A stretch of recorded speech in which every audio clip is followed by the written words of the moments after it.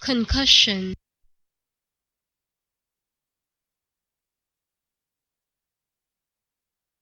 This is Bruce Buffer, and this is the moment you've all been waiting for. It's time for the MMA-Holes!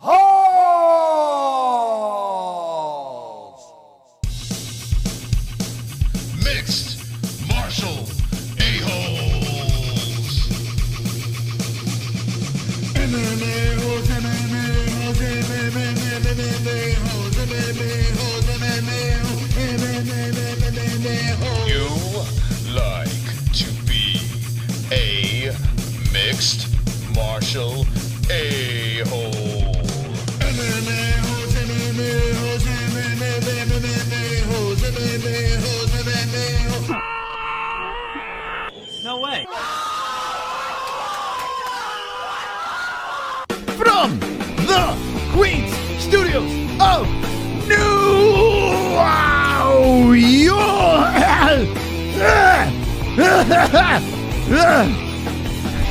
It's Thanksgiving.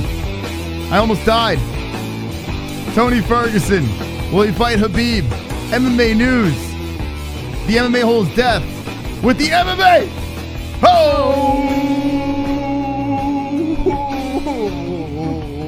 Yeah. I'm phlegmy today. I don't know what it is, but I'm phlegmy, Jesse. Moss, you're always phlegmy. It's crazy. I made the mistake again. I took the nap. I did it. But I took the nap. He doesn't seem off. No, I'm fine. Last time you took a nap, you were a little off. This time you seem great. Well, we don't know yet. We're still early into this thing, but every time I take a little cat nap, I wake up and I have to, regroup again. And I'm phlegmy. I don't know. I got to go. Now, could you imagine if, we worked for a legit company and we're doing a live show? I'm like, yeah, right before every show. That's exactly what it would sound like for about 5 minutes. No, but like how this intro started, and it's like, I'm dying, and like we're getting paid the big bucks. That would be the point of the entertainment. Probably leave it in there. Drink some tea with honey. It's the realest fucking show out there. It really is. I mean, it doesn't get any more real than this. My tattoo is healing nicely. Thank you for asking, Jesse. I know how well your tattoo's healing. Oh, well, okay. Wonderful. I almost grabbed your vagina lips when I grabbed your leg. I almost like swiped the lips. Out of second nature? But that would have been unprofessional. Because that's what you always do, right? Yeah. So happy Thanksgiving to the community tonight. Wednesday night. It's season 3, episode 47. Season 3 is almost over, Jesse. I mean, it's almost over. It's almost season 4. But more importantly, tomorrow do I have a booger in my nose? You got phlegm too. Look at you. No, do I have a booger? Show. We got turkeys on the screen. We got phlegm in the throat. We're human beings, for God's sakes. But we're wonderful, wonderful. Wonderful. Are you wonderful, wonderful, Jesse? I'm wonderful, Moss. Oh, pick a winner. Wonderful. So Jesse's going to pull the nostril hairs and boogers out of her face. And you're fine. Got a couple of nose hairs, though. We got to clip them things before Thanksgiving. Well, nose hairs are fine as long as... I don't want you to kiss my family hello tomorrow, and then a nose hair would stab him in the eye. Yeah.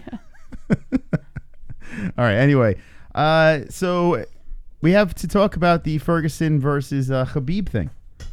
Is it happening? Is it not happening? The saga continues here, and Tony Ferguson says no more games, and no more fucking games. Tony Ferguson, we don't want any more games. We just want the fight, right, Jess? That's all we want. Right, Moss. That's right. Right. So hopefully this thing comes together in April, Barclays Center. That'd be fantastic. If they could pull this together in New York, it's going to be a big deal. They're going to sell a lot of tickets. They're going to sell a lot of pay-per-views. We're going to get a lot of views. We're going to get a great fight. Everyone's going to be happy. You know who's not going to be happy, though, Jesse? Who? You. Why? Because Khabib's going to suffer his first loss. Oh, stop it. He will suffer his first loss. You silly. You got to think Khabib doesn't want this to happen. Of course he does. Khabib's wanted this to happen the last 4 times they tried to put this together, you silly. He's running. He's such a goofball. He's running scared of El Kakui. He knows. He knows that. He's not running. He said that he wasn't focused on Conor. He wasn't focused on anyone. He wanted Tony. And a worried fighter would not say that. He's terrified, Jesse. I see fear in his eyes. He may come across as very confident. Oh, stop it. But I don't know, man. Oh, Kukui he's on another level right now. I mean, you know what, Moss? You're on another level. That's true. How about that? That is true. How about them apples? I'm not sure what that means. What do you mean I'm You on never another heard that? Oh. No, but why am I on another level? I mean, I am on another level, but what are you trying to say? You know, like a good comeback is if someone said something about someone, you're like, well, you know what? You're whatever the something is. And that's like the comeback. Yeah, but it doesn't work So in that if you situation. say, this guy's ugly, and I go, you know what? You're ugly. Yeah, because that's an insult. But if I say that Tony Ferguson's on another level, and then But you say, but I could mean you're a means you're lunacy. agreeing. Like your lunacy's on another level. oh, then it would make sense. Yeah, so you don't know what forgot. I mean. So take it as an insult. There's Jessie for you. There she is in all her glory. There's going to be football games tomorrow, Thanksgiving. We're going to be eating a lot of food. Yes! I want to know in the chat I can't fucking wait. what you're doing for Thanksgiving. I want to know. Yes. I want to know what you're doing. I want to know. I want to know what you're doing on Thanksgiving. Yeah. I need to know what you're doing tomorrow on Thanksgiving. Who you be celebrating with? Will you be hanging with family, friends? Will you solo? Do you celebrate Thanksgiving? Let us know. And any donation that comes in tonight, say what you're thankful for. Even if you don't celebrate the holiday, let us know what you're thankful for. We'll let you know throughout the stream what I'm thankful for, what Jesse's thankful for. And I'll be thankful if this fight happens, if Ferguson versus Khabib actually comes to fruition. Let's see what the chat has to say. Can you read it for 1 second? I just got to pull up the sponsor stuff real quick. There we go. All right, I'll read it then. Forget it. I got it. Don't worry. The Traders channel says, peeing on my family. Sean Hart, hello, Chris, JBH, and all in the chat. Vigo Stockholm says, I'm going to see or to get an escort. Ooh. Yay Flat says, Gary Bando Sandwich. Did I say that weird? Escort. I said escort. All right. Hello, I love you, says Chris and JBH, porcelain bum cheeks. Aiden Santos says Tony will murder Khabib. Pulse resurrected Wing Wong Wa Hui. Shep DGC says skipping Thanksgiving this year. What? Who skips Thanksgiving? James Jones says, damn, I don't care who Tony fights. I just want to see blood. Mm-hmm. Scott McLeese says, I give thanks to all of you for being here every day. Salute. Salute. Hey, I'm going to toast to you with my timeless CBD coffee right here in my hand. Cheers to you. Thank you for the comment, and thank you for liking this video, because I know you did that. So after every news article, we should say one thing we're thankful for, Moss. All right. Well, I'm thankful I don't have a concussion. Concussion. Because I don't want one. What are you thankful for, Jesse? That's a weird thing to be thankful for. Well, who wants the concussion? No one wants that. I'm going to start with smallest things first and then move on to the big things. All right, so my penis? Well, that would be one of the bigger things, but... Well, why you have to lie? What are you starting off with? I'm thankful for wine. Keeps me in a good mood. I am thankful for wine. I'm thankful. She's thankful wine for exists. wine. Hey, you're a simple person. Thankful for wine. I'm thankful for no concussions. Okay. Let's go into the first story over here. The Ferguson versus Khabib situation. Let me know what this is about. Back up, or you gonna go to sleep. Hold on. You need to back up, or you can go to sleep too. What up, Connor? This Thanksgiving, I'm very thankful for you, JBH, and you, Moss. I'm thankful to be an MMA-Hole. I'm thankful for being the reigning and defending MMA-Holes champ. Winking face. Nice to two, Moss. Let's fucking go. Hope everyone's wonderful, wonderful. Hashtag Gaylord Bab. We're thankful for you, Connor. Yeah. Wonderful, wonderful. Wonderful. Thank you, Connor Hernandez. And yes, we are thankful for you as well. And that's how it works. When you donate, say what you're thankful for. We want to know what you're thankful for. What do you think about that, Jess? Yes. I'm thankful for... What? What do you mean, yes? Yes. Yes, like, I agree. No, I said, what do you think about that? You just I said agree. yes. Yes, as in I agree. What part of that do you not get? Okay. So what were you saying? Before Never you mind. said you had something else. Forget about it. Let's just move on to What it. else are you thankful for? You're gonna say something It else? doesn't matter anymore. Let's just move on to the All right. news. Let's get to some MMA for God's sakes. All right. Well, I'll wait for you to... No, that's all right. Okay. I'm gonna play with this while you speak. All right. All right. According to MMA Junkie, the plot thickens as the UFC tries to continue to book Khabib Nurmagomedov versus Tony Ferguson. On Monday, UFC broadcast partner ESPN cited Dana White in reporting that the promotion is targeting a planned April 18th pay-per-view card in Brooklyn to book a highly anticipated title fight between lightweight champion Khabib Nurmagomedov and Tony Ferguson. Not long after, Khabib's manager Ali Abdelaziz posted a photo on Instagram of a purported signed bout agreement by the champ. As for Ferguson, we heard nothing from him directly, but when MMA Junkie's Mike Bone reached out to his management group, he was told both parties are in the late stages of negotiations. Now, that could mean just about anything, but one thing was looking likely. One side wanted to put pressure on the other. You see where this is going? Fast forward to Tuesday evening, nearly 24 hours after the news put out there by White and Abdelaziz, and we finally heard from Ferguson himself on Twitter. He posted, "No more games. I'm open for business. Time to give the fans what they want. Champ shit only." And then he tagged Dana White and the Belenji Group MMA, and then he hashtagged Make UFC Great Again. He also provided a video of a promo for him. "No more games. I'm open for business." That might tell us all what we need to know about how these negotiations are going. There's no question we want to see this fight finally happen after 4 previously failed attempts. We need to see this fight happen, so here's hoping the games, whatever they might be, stop everybody, gets what they want, and this thing gets finalized. Mm-hmm. And this was, I saw this on Instagram, that he put this out there with a video. The video has UFC footage on there, so I can't really show it, but it's like a hype video of, like the return of Tony Ferguson, and he's like, no more games, he's open for business, blah, blah, blah. But, we get excited for a second finding out that, they're targeting this fight for April of next year at the Barclays Center. They're going to try to run it, get it right this time. And then all of a sudden we take another step back. It's almost like if you had to ask me, hey, is this fight going to happen? There's a part of me that's like, nah, it's not. It seems like it's destined for failure. I feel like they haven't gotten any closer. Okay, yeah, they're targeting for that date and that venue, but still nothing. I get where you're coming from, because the last 4 times they tried to put it together, it was destined for failure. But you have to think that at some point it works, right? It can't be one of those fights that just never happens. And I think everyone wants to see it, especially after so many times the UFC's tried to put it together, that it's a fight we have to see now. So I think Tony Ferguson might be doing this, or perhaps his management team is telling him to do this to kind of create a hype and make us think that maybe he's not getting into the whole game with Khabib.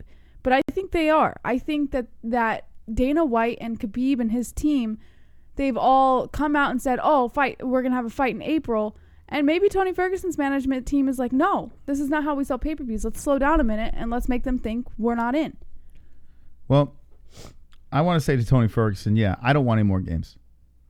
Keep your mouth shut unless we know what's going on. Like, we want to fight already. Let's go. No more hype videos. Just give us a fucking fight. Now, they're saying Khabib signed the contract, right? Yes. Okay, so Khabib signed the contract. What's the deal? What are we waiting for here? We're waiting for Ferguson. Sign it! If you're saying no more games, sign the contract! As much as I'm joking around about Khabib running away from Tony and blah, blah, blah, it's just, what are we doing here? Let's go! Well, we don't have all day. We don't have all year. We don't have all life. What is it going to be, the 20th time's a charm? Yeah. Enough's enough. Let's make this happen. Make it happen, Dana. Right, Dana? This fight's gonna suck. No, it won't. This fight's gonna suck. Could you believe he's saying this, Jesse? This fight's gonna suck. This is gonna be the best fight. Yeah, but it's probably not gonna happen. Yes, I can't even. Will. Don't get trapped, Moss. Don't get trapped into that weird place you go to that you think a fight's not. This will 100% happen. Jesse, my mystical sense is not tingling. My mystical sense is not tingling, Jesse. Yeah. It isn't. And when it tingles, I'm like, okay, this is going to happen. This is that. I think your mystical sense might be broken. Well, listen, this fight has been broken 4 times. How many times? How many times are they going to fucking try to make this thing happen? And it never happens? This will be the 5th time they're trying to It's ridiculous. My mystical sense is not working for this. I don't know. It might not happen. It will happen. All right, let's see if the chat says. Will it happen? Yes? Yes or no? Flatter Deacon says, Andale, Sean Hart Khabib will dive for the legs and hold on for dear life. Vigo Stockholm says, why is there so many black people on TV? Aiden Santos says Khabib's gonna bleed flat or thinking, yeah, but he don't lose heart. Aiden Santos, it has to happen. Scott McLeay, I hope so. Gail Peck says Peter Tingle. Two Joints, mystical bro, never doubt yourself. Christian Valise says yes, it will. Drunk Savage, it will or it must happen, or all will be lost. Andre Villafranca says yes, I hope Tony wins. Seth Sullivan, yes, it will happen. Bab Joseph, because they're more entertaining than White, except when they fight sometimes. Rai Taikojin says, all we can do is hope for the best and see what happens. The Traders channel says, Khabib's a bitch. Sean Hart, Flat Earth Deacon, yes, man, he is very appreciative. 3P says, Mom, I'm famous. Flat Earth Deacon, awesome heart, bro. That is pretty awesome. All right, Moss, what we're talking about. What's something else you're thankful for? Well, of course, I'm thankful for this community. Very thankful for this. Man, you better back up. I'm thankful for that donation. Sleep. Man, you need to back up or you can go to sleep too. Here we go, Pulse. What we Disney's got? Pocahontas' ball. The real story of what happened is, John Smith, a 45-year-old already married man, found Pocahontas, who was only 14 years old, and they were never married. In fact, he kidnapped that hoe and scalped her parents before killing them both. It's hot. Yikes. Happy Thanksgiving, Why you gotta Pulse. ruin Thanksgiving, man?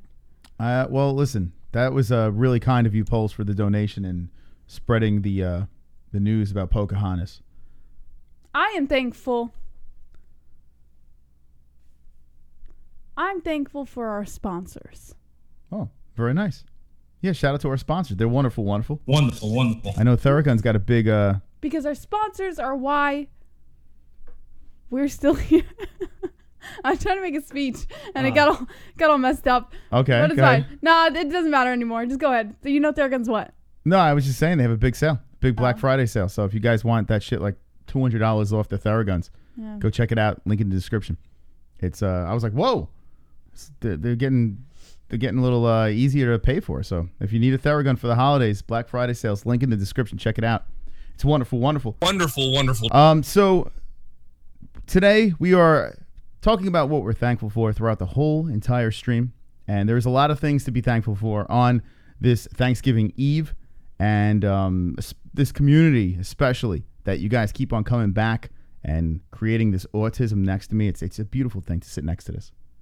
Oh, it's so gorgeous. Just to look at you guys and gals in there and just to see the ridiculousness going up and down that chat. Oof, it's hot. It really is a hot thing.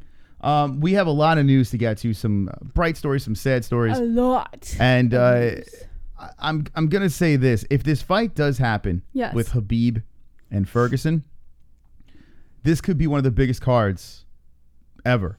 Because the anticipation, think about it. Well, one of the biggest cards for 2020? Is that what you're saying? This could be one of the biggest cards ever. I have a feeling. No. Yeah, I have a feeling that they're going to lump together something beautiful on this card. I really do. Khabib has been bringing numbers. He has been bringing the eyeballs, the people. He's been bringing the buzz. I got to give the guy credit for that. He doesn't really have to do much. He just has the following, and it works. Tony Ferguson's got this cult-like following, and it's just growing. It's fun. It really is a lot of fun. I think it's going to bring in fans from all over. It's going to be a big deal.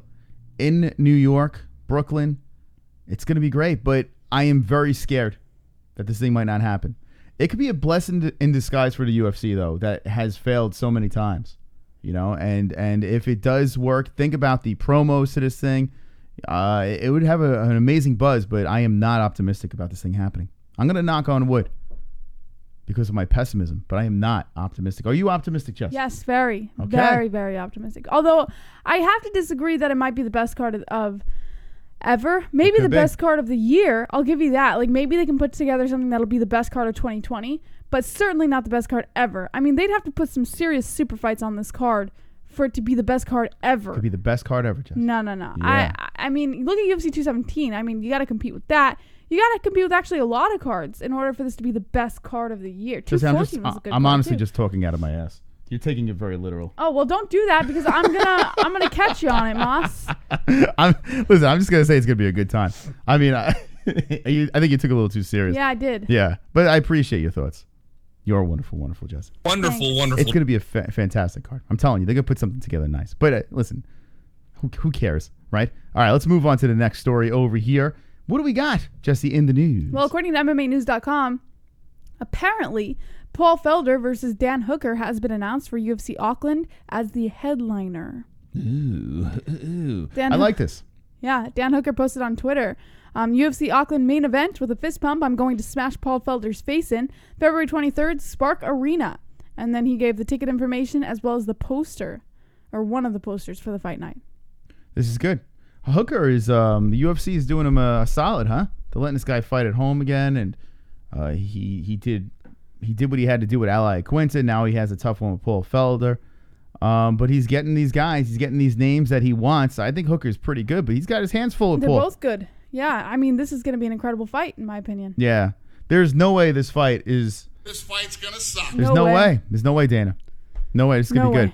It should be. I hope so. I mean, I don't know. 100%. I have no doubt about it that this fight's going to be Hooker really usually brings it. We know Felder always brings it, right? But imagine they nullify... Hooker's like one of the best strikers in his division. I mean, yeah. The guy is a freaking animal. There's no doubt this fight will be fire. The guy's very good, but my problem is that Ally Quinta fight, it wasn't that much fun to watch. Well, I was surprised. You also have to think he was going against strictly grappler in Ally Quinta. Even though he has some serious power behind his striking, the guy was going for ground shots a lot. So I don't think with Paul Felder it's going to be the same opposition. I think with Paul Felder it's going to be a completely different matchup for him. You know? We're not going to see Felder flopping around going for takedowns constantly and getting stuffed. We're going to see Paul coming in there chin down and swinging. But I'm hoping this fight is not going to suck. But I had a little weird feeling after that Quinta fight. I like how you got to back up or you're going to go to sleep. Now you need to back up or you can go to sleep too. I'm only 5 subs away from 100 and I'll be really thankful if I can get to 100 by Thanksgiving night. Whoa. Also, I feel for Native Americans because they got their land stolen from them.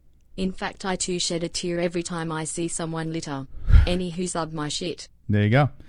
Sub to Paul. Actually, he's not wrong. Native Americans did get their land stolen. You know what's funny though? But it is what it is. There's a whole history behind it. You always have that one person like in Thanksgiving that's like, did you know? Like everyone's like, I'm thankful for this, I'm thankful for that. I'm like, I'm thankful I'm not an Indian.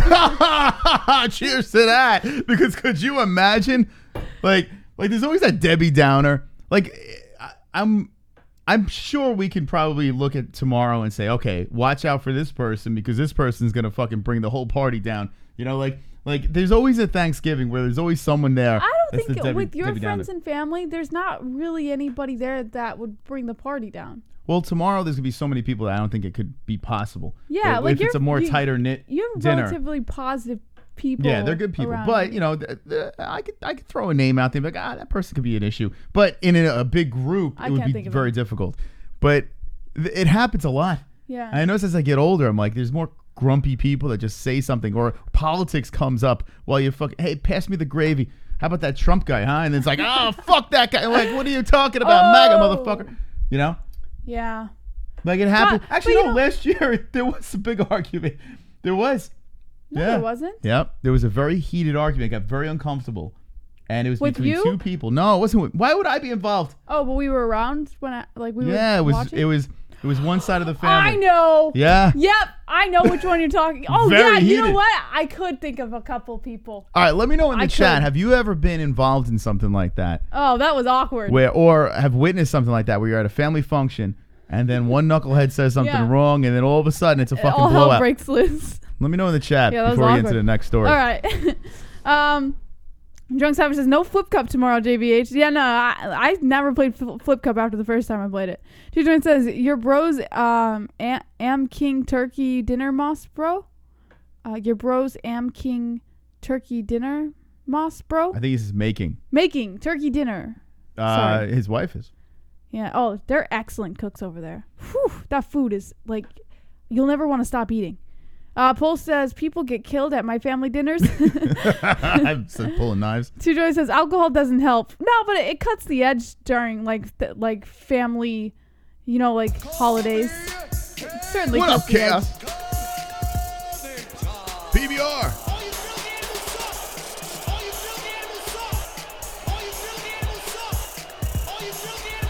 Let's go. Happy Thanksgiving to all the military guys and gals that have to spend this time away from home. Hi Moss, hi JBH. Waving. Hello, PBR. That's that's what I'm. Before we move on to the next one, something I'm thankful for is our U.S. military. My brothers can't come home for Thanksgiving this time. Yeah. So thank you, PBR, for saying that. That's freaking awesome of you. I am grateful. I'm thankful for Jesse's brothers taking the scalps of the foreigners and freeing our country. Anyways, I'm thankful for the U.S. troops, especially the ones who cannot come home for the holidays. It sucks. Yeah, that is a shitty thing. That is. So listen. As much as we joke around over here, they're the reason why we're able to do this stuff. So thankful to the troops, wherever country you're in. Be thankful for the people that serve. Yeah. But anyway, there's always something that happens. Or if you break out a game, and then it gets competitive. It's Monopoly. And with my family, it's Monopoly. You break out Monopoly. Why are we fighting during a game? And people will accuse each other of cheating, and that's not the rules, and they'll start screaming at each other. We can never get through a full game of Monopoly together. Yeah. And it's a common denominator? What? Alcohol. But we never. Why drink? But we never really drank alcohol when we were playing Monopoly. Every time I've witnessed a fight, someone's sipping on something, and it's like, let's put down the fucking hate juice and think it's play just the game. Competitive nature. Yeah, but it gets amplified. It's kind of like when we have our tips on air here. Yeah, I'm sure alcohol can amplify. You look around the corner, you'll see wine, you'll see scotch. The drinks they amp things up. You know what it does is it releases the edge, so you don't have that filter anymore. Yeah, exactly. So you're not as careful with what comes out of your mouth. Would you guys react to Khabib versus Ferguson? Aiden, are you crazy? Of course. Listen, we can get tickets. We can get tickets to that fight. We can go to the fight and get some banging tickets. We choose not to do that. We're going to go fight week. I'm sure we're going to attack the Barclays Center and do some live stuff outside the event. But when it comes to the fight, we're going to be here in studio, minutes away from the Barclays Center, and just reacting, having fun, banging some drinks, banging hookers, coke, doing it all. Right, Jesse? Yes. Yes. So the answer is yes. Yes, sir. Of course. We would never miss that. All right, let's get into another story over here on this Thanksgiving Eve. All right. Oh, here we go. Okay. Now, I don't want to bring it down for too long, but it's very imperative that we talk about this. The remains that they found a couple days ago, they were confirmed to be identified as Anaya Blanchard. So, yeah. Let me just give you a quick rundown. The human remains discovered Monday along Highway 80 in Macon County, Alabama, have been confirmed to be those of the missing college student Anaya Blanchard. The police chief made a comment saying, "It is with heavy hearts that we so confirm today that the remains are in fact of Anaya Blanchard. This case will move forward as a homicide investigation." Blanchard, the stepdaughter of UFC heavyweight Walt Harris, had been missing for more than a month. The search for the 19-year-old led law enforcement over 3 East Alabama counties, 2 states, and resulted in the arrest of 2 Montgomery men. Blanchard disappeared at some point on late October 23rd or early October 24th from Auburn. She was last seen on video surveillance at a convenience store not far from her home. Her last known contact was with her roommate late October 23rd, and loved ones reported her missing the next day. Days later, her vehicle, scraped and dented, was recovered at an apartment complex some 55 miles west of where the teen was last seen. Blood, indicative of someone suffering a life-threatening injury, was discovered in the passenger's car.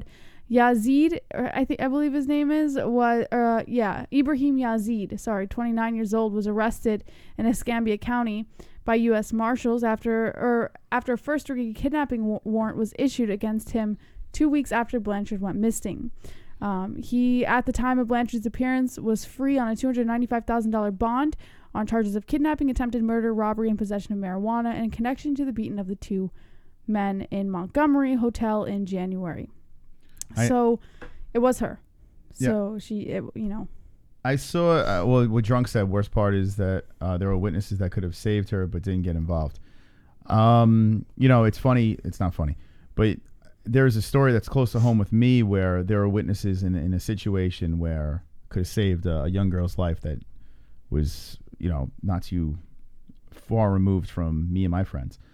And it's crazy when you hear stuff like that, how this could have been avoided a million ways. Let's put aside the animals that did this. I mean, someone in the chat said that you can't even call them animals. They're worse than that. They are. I mean, whether you believe in the devil or not, there is an evil force out there that corrupts minds of people, and these poor people have to suffer. This poor girl has to suffer because of the hideousness that I can't even think of the words to put together describing these people that do this. So I'm just going to push it aside and not talk about them. I don't understand how people don't get involved, and I don't understand how these people are walking the streets. They have records. They have there's no reason why they should be out there. It's interesting you say that because there were so many comments about how if this guy was never released on bond, if the court system actually did something about his previous charges and put him away like he was supposed to be, this would have never happened. These little loopholes within the court system, and these lawyers know how to work it. You know, they could dip and dodge and get these people free. And I don't know how they sleep at night, knowing that they let these criminals go. It's crazy. And then you see something like this happen, and you hear the horrible things that happen behind the scenes, and it really is heartbreaking. So anyway, I don't want to bring this down too much, but the family does have closure now. And the question is, what do you do with these animals? I mean, these demons. And you move on. You know, I mean, there's nothing we can do. The only thing we can do is this, Jess. And if you want to get a couple last words on this, now's the time to do it. Well, I would just say the only thing you can do is really pray for the families, because it's going to take a lot of recovering, you know? Like, it's not going to be easy. Even though they have closure, it's not going to be easy at all to move on from something like this. And does Walt Harris come back? Does he ever? I mean, the guy's got to make a living. You know, the guy still has to work. So, I mean, could you imagine going through all this in the public spotlight and then having to return to the UFC? And, I mean, you know, he would have an incredible amount of support, but how do you rebound and get into the public eye like the way he was? I mean, hopefully he can come back and use this, you know, do it for her, do everything for her, but it would be incredibly tough to watch. Anyway, I want to do this, Jesse. I want to do for the last time, because this is probably it. Yeah, we won't be talking about her this. At least. I mean, we probably will find out what's going on with the case. Yeah, people. But as far as Anaya Blanchard's concerned, this will probably be the last article we get. Yeah, so I want to do this. I'm going to put this picture on the screen, and I do want to give her a moment of silence. All right, so if we could do that right now.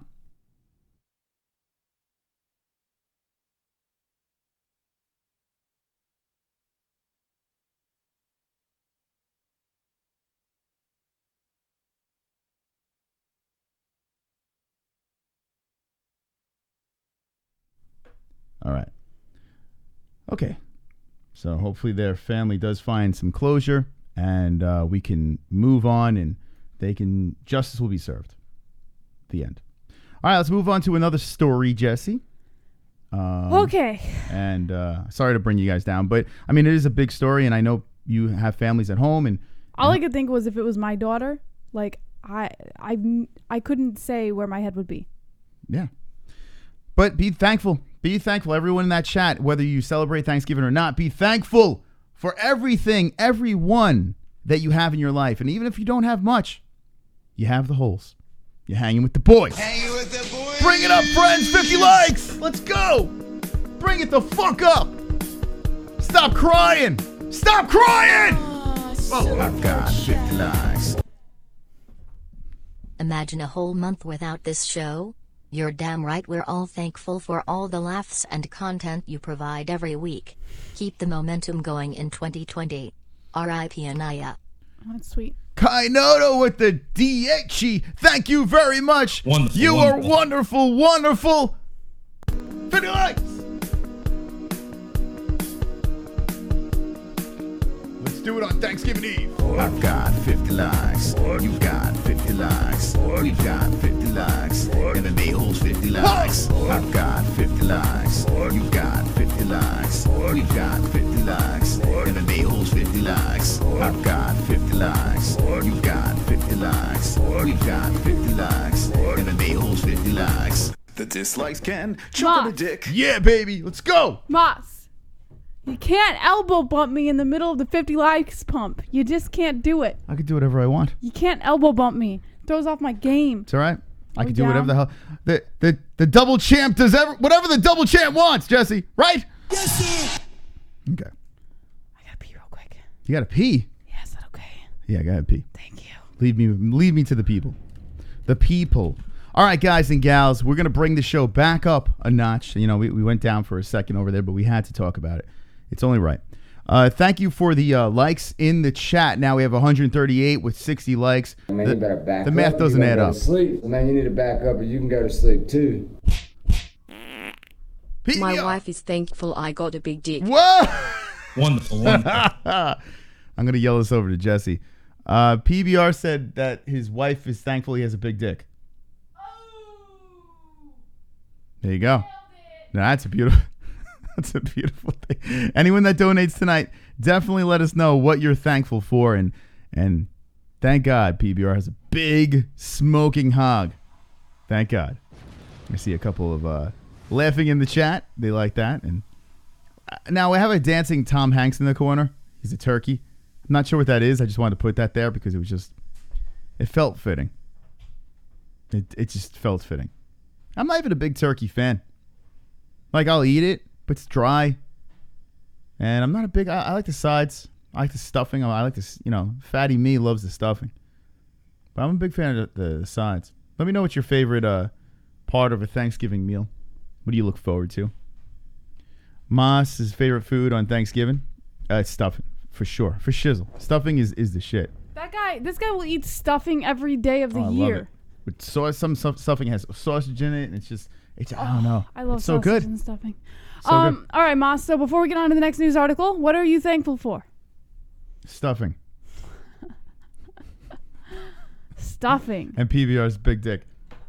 All right. I'm thankful for health. I'm thankful for being healthy. Because I could be walking around with no limbs. Well, it doesn't have to do with you being healthy. Yes. I am. You could be very healthy with no limbs.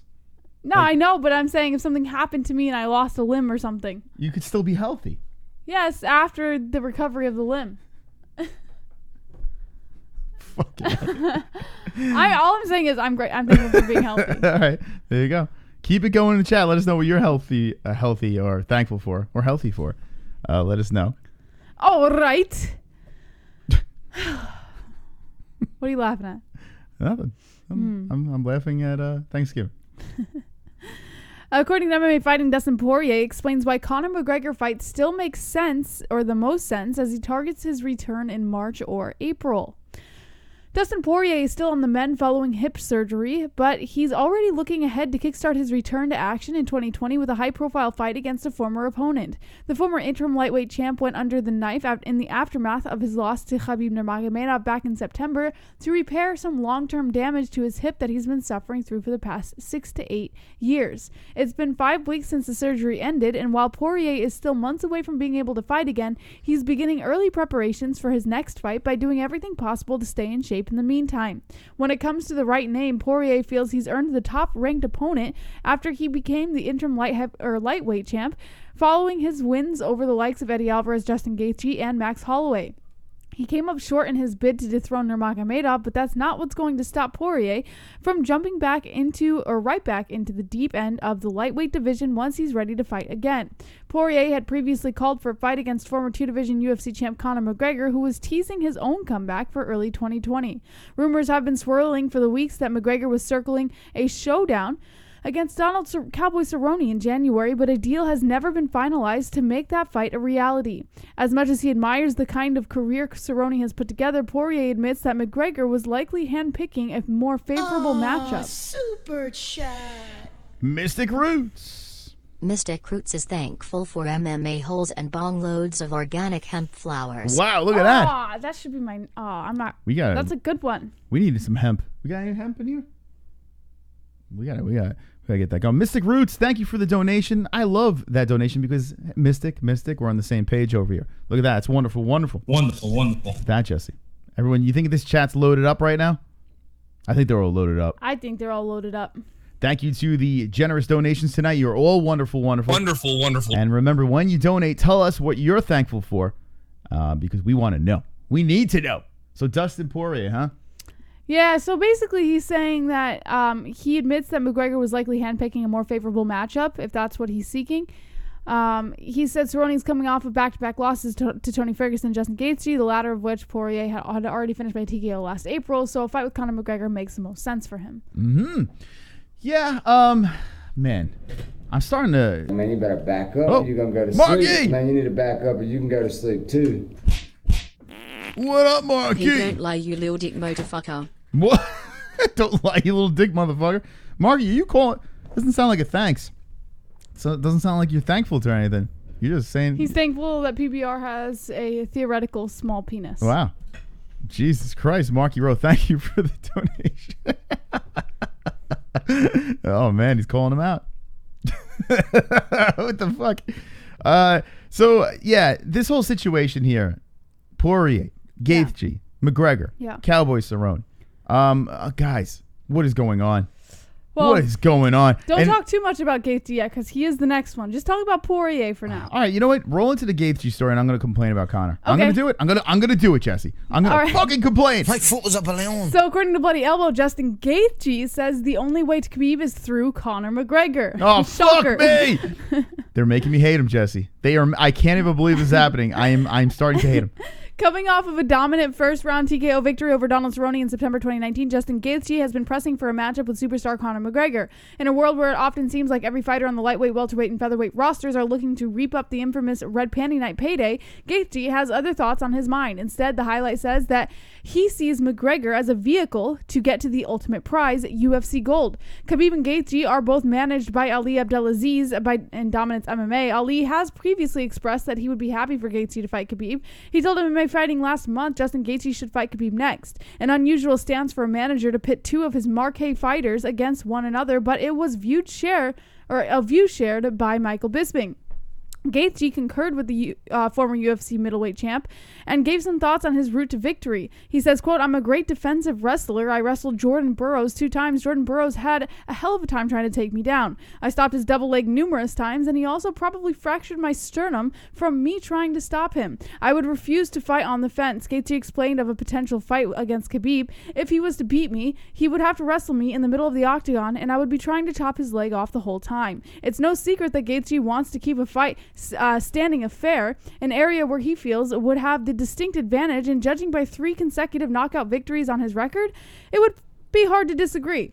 Whoever Justin Gaethje goes on to fight next has to look forward to a motivated fighter, and if Gaethje wins again, it seems like a title shot may not be far off for this highlight machine. This fight's gonna suck. Oh my God, he's in a bad mood today. Gaethje, I want to see Gaethje come back. I want to see Poirier come back. Can I just... Dustin, I can do it. I don't care. Can I just say, real quick? Yeah, go ahead. If anyone out of Cowboy, Gaethje, or Poirier deserves Conor, I would say Gaethje. Because Gaethje was set to fight him back in June or July and never got that opportunity because Conor had an injury. Gaethje has been calling out Conor much longer. Gaethje has been so much more superior in his fights. Poirier just lost to the champ. It's going to be a while before he gets that opportunity back to put himself in line to fight the champ again. Cowboy lost to Gaethje. Like, there's so many different reasons why Gaethje belongs on top. All right, so here's how I'm going to play devil's advocate. I'm good with any fight because I want to see Conor come back. I need the circus. I need it. But I can't stand talking about this shit anymore. Jesse wanted to put it on the thumbnail today, and it probably would have been a smart move. He get the audience in, and I was just like, I can't do it. I can't do it anymore. A big face of Conor, and then like a web with 3 faces of Gaethje, Cowboy, and Poirier. Yeah, it's just I feel like we've discussed this ad nauseum, you know. But we will talk about it. There are stories here. We will talk about it. I just didn't want to pull in that whole shit. So I need Conor back, but at the same time, the talking about it is really starting to drive me nuts. It's interesting because we haven't really talked about it as of late. We've been talking about this topic for how long? When was the last time he fought? A while, but as it's just of like, recent, who is he fighting? Who is he fighting? Who is he fighting? It just keeps coming back up. It's like, I don't care. I want to fight. I'll say this. You think Gaethje is the best option, and I'm going to say no. The reason why he's not the best option, would I like to see that fight? Of course. I mean, I want to see Gaethje. I want to see Cowboy. I want to see I'll see Aldo run back. I'll see anything. I don't give a shit. I just want to see Conor back. I rather the Cowboy fight though, and here's the reasons why. Cowboy has the most wins in the UFC. Cowboy needs a pay-per-view. The guy needs something. Like, he needs something on top. He needs a big payday, the poor guy. The guy's been a workhorse for so long. I think it would be even a more even fight. Gaethje's on fire right now. You know, right now, in theory, Gaethje should knock Conor's head the fuck off. You know? But the reason why I don't want to see Gaethje is he lost to Poirier. Right? He lost to Eddie Alvarez. Both guys Conor just mutilated. Poirier just lost the champ. Poirier does not deserve putting himself in line to the champ again anytime soon. I'm not saying it's impossible for him to do again, but not right now. But here's why I'm saying I want to see the Gaethje fight, but he's a little lower on my list. I would have more juice. I disagree. I would have more juice for the Cowboy fight because I think it brings in even more casuals. Cowboy hasn't been... I mean, I feel that Cowboy is slowly going to find himself on a slope. And I feel like against someone like Conor... Well, isn't Conor on a slope? Well, you could say that, why but should he's he fight been a out guy? of the game for 2 years. So why should he fight a guy that's rising up? He needs a tune-up fight. So why in the world would it make sense? I understand where you're coming from, but here's why we disagree. And I know exactly, I can see it right now. You're looking for what would make the most sense for Conor, and that's appropriate. Yeah. You should be looking at that. But I'm looking at what would make the most sense for the contenders. All right, let me ask you a question. Justin Gaethje's fighting, right? And he's fantastic. If you're an MMA fan, you stop everything, you watch a Justin Gaethje fight. But if you're a casual fan, if I went down the street and showed a picture of Cowboy Cerrone and Justin Gaethje to just random people, who would they point to that they know? I would think Justin Gaethje's risen up enough for people to recognize him. The Girlfriend, guy has made a name for himself. Girlfriend, especially you as are of late. on crack. They would point over to the guy with the cowboy hat and be like, I know that guy. No. That's what I'm saying here. I think it's a bigger fight. And it makes more sense. I think there's more things that make more sense over That puts there. a pit in my stomach that you say. All right, let me ask you a question. I mean, I'm not going to argue with you on it. I just disagree completely. But let me ask you a question. Conor comes back, gets smoked by Justin Gaethje, excuse me. Justin Gaethje, yes. He gets smoked by Justin. What do you do with Conor? He's done. What do you mean? You're not going to see another fight. But who cares about that? We're looking at what happens to the contenders. Whoa. As a fight fan, whether you like Conor or not, you mean to tell me you want to see Conor come back one more time and get the fuck out? No, I would like to see Conor come back and take it seriously and maybe perhaps finish up his career the way he wanted to. So why would he take Justin Gaethje, a guy that lost to 2 guys he just smoked? Right. So as a rebuttal to that, Conor McGregor already stated in the past when he first ended all of his fighting that he was done, that he didn't need any more money and that he made all the money he needed. And now it's like, but I thought you were done. You're coming back. So if Conor comes back in one fight and leaves, that would not fucking surprise me. Okay. That would not surprise me at all. That's why I don't stick my future hopes as far as title contention and stuff on Conor. Okay. Because Conor could very well come back for one fight and then leave. As far as the contenders go, what would make the most sense for them? Justin Gaethje makes the most sense right now. What sells more tickets? Conor, and Conor's going to sell tickets regardless. Conor Gaethje or Conor Cowboy? What sells more tickets? What sells more tickets? Probably Conor Cowboy. Yeah. So, okay. What will we get more views on? Probably Conor Cowboy. So I understand you want to see the Gaethje fight. I get where you're coming from business-wise. But where does that play into the whole package? I understand where you're coming from business-wise. Yes, Conor Cowboy would make the most sense. Would the fight suck? It would make more money. Honestly, I don't think so. I think Conor Cowboy would be a good fight. But as far as contention goes, as far as who deserves that spot, I would say Justin Gaethje over Conor. Why does Gaethje deserve a spot? Gaethje beat Conor? Okay. But Conor McGregor is... Gaethje beat Cowboy. I'm sorry. Gaethje beat Cowboy. Justin Gaethje has been running through opponents lately. Yeah. This guy was supposed to have a fight with Conor back in the summer, but because Conor got injured, he couldn't have the fight. Mm-hmm. This guy is supposed to fight Conor and has not gotten that opportunity. So yet. say if Gaethje fights Conor McGregor, when was the last time Conor won? What was that fight? Conor won? Yeah. When was it? 2015? Khabib. No, Conor won. Oh, won. Was it 2015? When did he beat... That's a good question. I don't know. Hold on a second. I think it was like 2015. The last time he won a fight was years ago, right? So Gaethje coming, fighting a guy that is off the bench for how long? That hasn't had a win for forever long. Was it 2016? 2016, okay. So think about this. If he beats up a guy, there are so many excuses you could make. Now, if Conor McGregor beats up a guy? No, if Gaethje just beats the shit out of Conor McGregor, it's not fun. You know what I'm saying? And it's very possible Gaethje can do that. Right? He's fighting a rusty dude that's been smoked in his last, Floyd Mayweather. I mean, you can take that out. But against Khabib, he was embarrassed by Khabib, right? Yeah. He was okay. humiliated. So Conor off that long layoff coming back, it doesn't have the juice. If he loses, there's so many negatives that come out of it. If Conor loses to Cowboy Cerrone, that would be fucking crazy. That would be insane. Either way, if Conor beats Cowboy, okay, still, he shouldn't beat Cowboy. He really shouldn't. Cowboy's got the most wins. Cowboy's a big boy. Cowboy knows how to fucking fight. He's still got it. Listen, I get it. I understand. Like, in no way do I think you're wrong. You've made every point, and all of your points are fair. I think maybe I'm coming from a biased, or maybe it's from a different perspective as an MMA fan. I would much rather see Gaethje. Jesse Bell, I appreciate your opinion, but you just want to see Conor lose. Yes, I want to see Gaethje rise in the ranks and fight for the fucking title. Okay, so there is the mystery is solved. Let me know in the chat what you rather see, Conor or Cowboy Cerrone. I have a feeling we're going to see a lot of Gaethje or Cowboy. I have a feeling we're going to see a lot of Gaethjes. I really do feel we're going to see that. But all things considered, I'm not talking about do you want to see him win or lose. Who would you rather see fight for the whole package, Cowboy or Gaethje? And I see polls saying Conor versus Aldo too. I'd love that, but that's not going to happen. 135 but Aldo's Aldo. moving down. Yeah. Andrew Lopez says it's a bad matchup in my opinion. Gaethje, says Mark Rose. Ed says Gaethje, King of the Dead says Cowboy Conor. Drunk Savage, I just want to see McGregor get punched. Big Bob says Justin, D-Russ Conor, high fight IQ McGregor. Sean Mann says I'd rather see Conor versus Old Man the Conor Cowboy.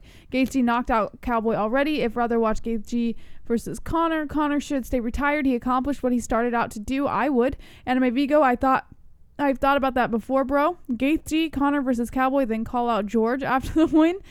Conor versus Justin if Conor has balls. Cerrone, Justin 100%. Hell with Conor, Cowboy. See, it proves my point, though. Most people that want to see the Gaethje fight, which, listen, I'm not turning that away. I wouldn't say if you throw that in front of me, I'm not going to watch. That's going to be fire. Which one, the Gaethje? Yeah, it would be complete fire. But I'm thinking of the whole package here. I kind of need Cowboy versus Conor. I kind of need that because there's still a chance that Conor could get smoked in that fight. If Cowboy brings it to the ground, what are we going to do there? What is Conor going to do? He's going to be in deep shit. Well, you would think Conor's been working on his game ever since the Khabib fight. I tell you, Cowboy is a problem. He's a problem for Conor. He is. But they're both a problem for Conor. Yeah, but Gaethje, in theory, should smoke him. I see where you're coming from because Conor has a better chance of winning against Cowboy than he does against Gaethje. It's more even in my opinion. And that would mark up some better fights down the road for Conor if he decides to stay in. But I guess where I'm coming from is the guy retired like twice already. And it would not surprise me if he comes back, fights once, and goes, I don't want to fight again. My foot was a balloon.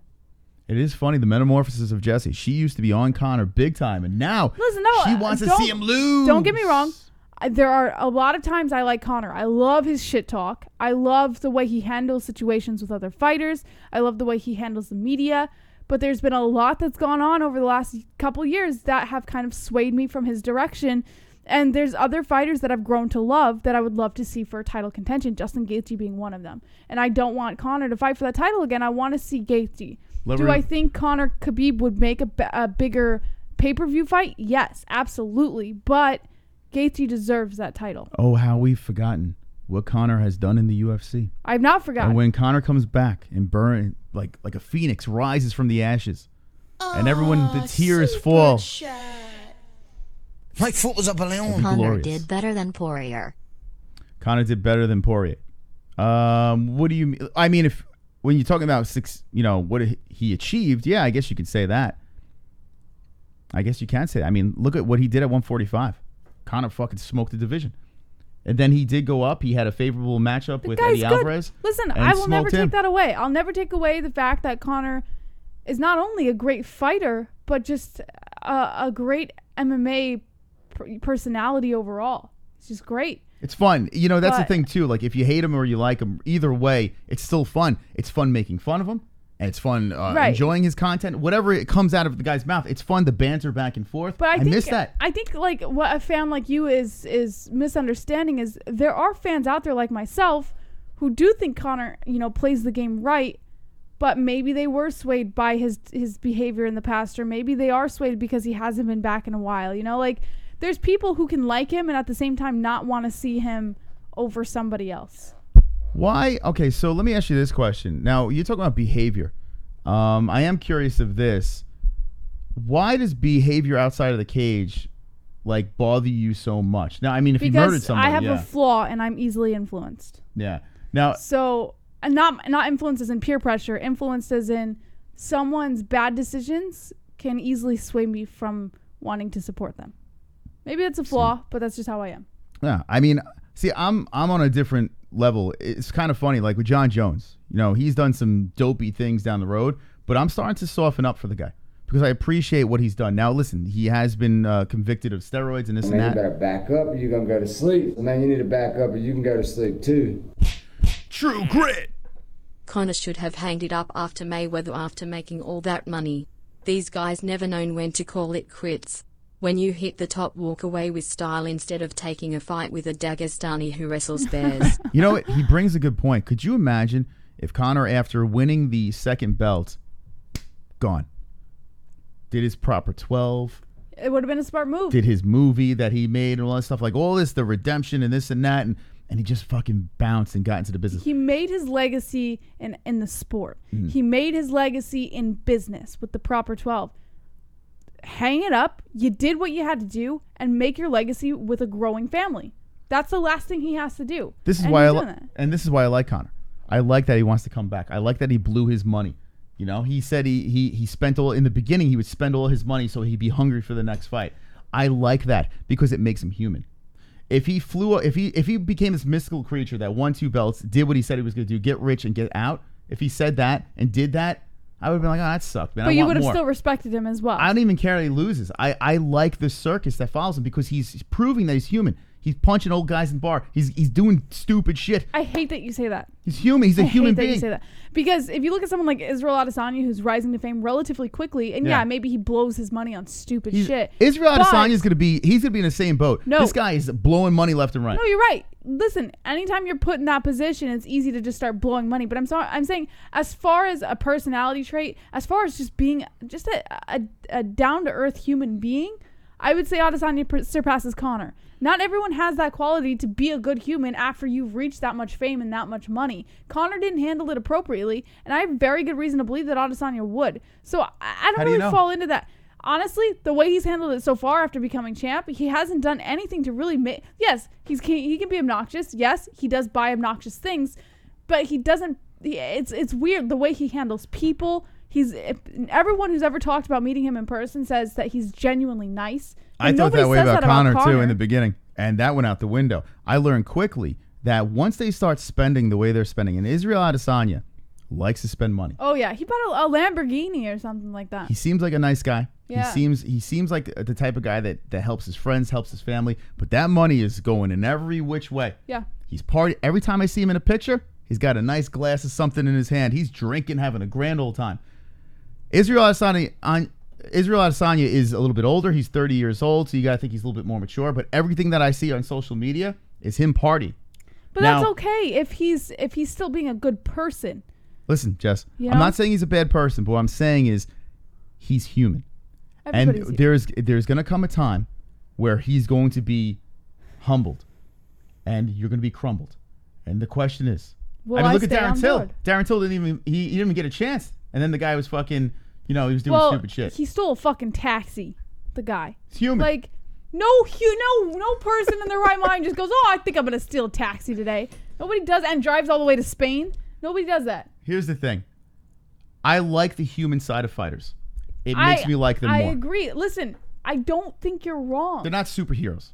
But I feel that if you are in a position where eyeballs are on you at pretty much all times, you have to handle that like eyeballs are on you at all times. Yeah. You have to know when to do something and when not to do something. You have to understand that you're not in a normal position. Man, you need to back up or you can go to sleep too.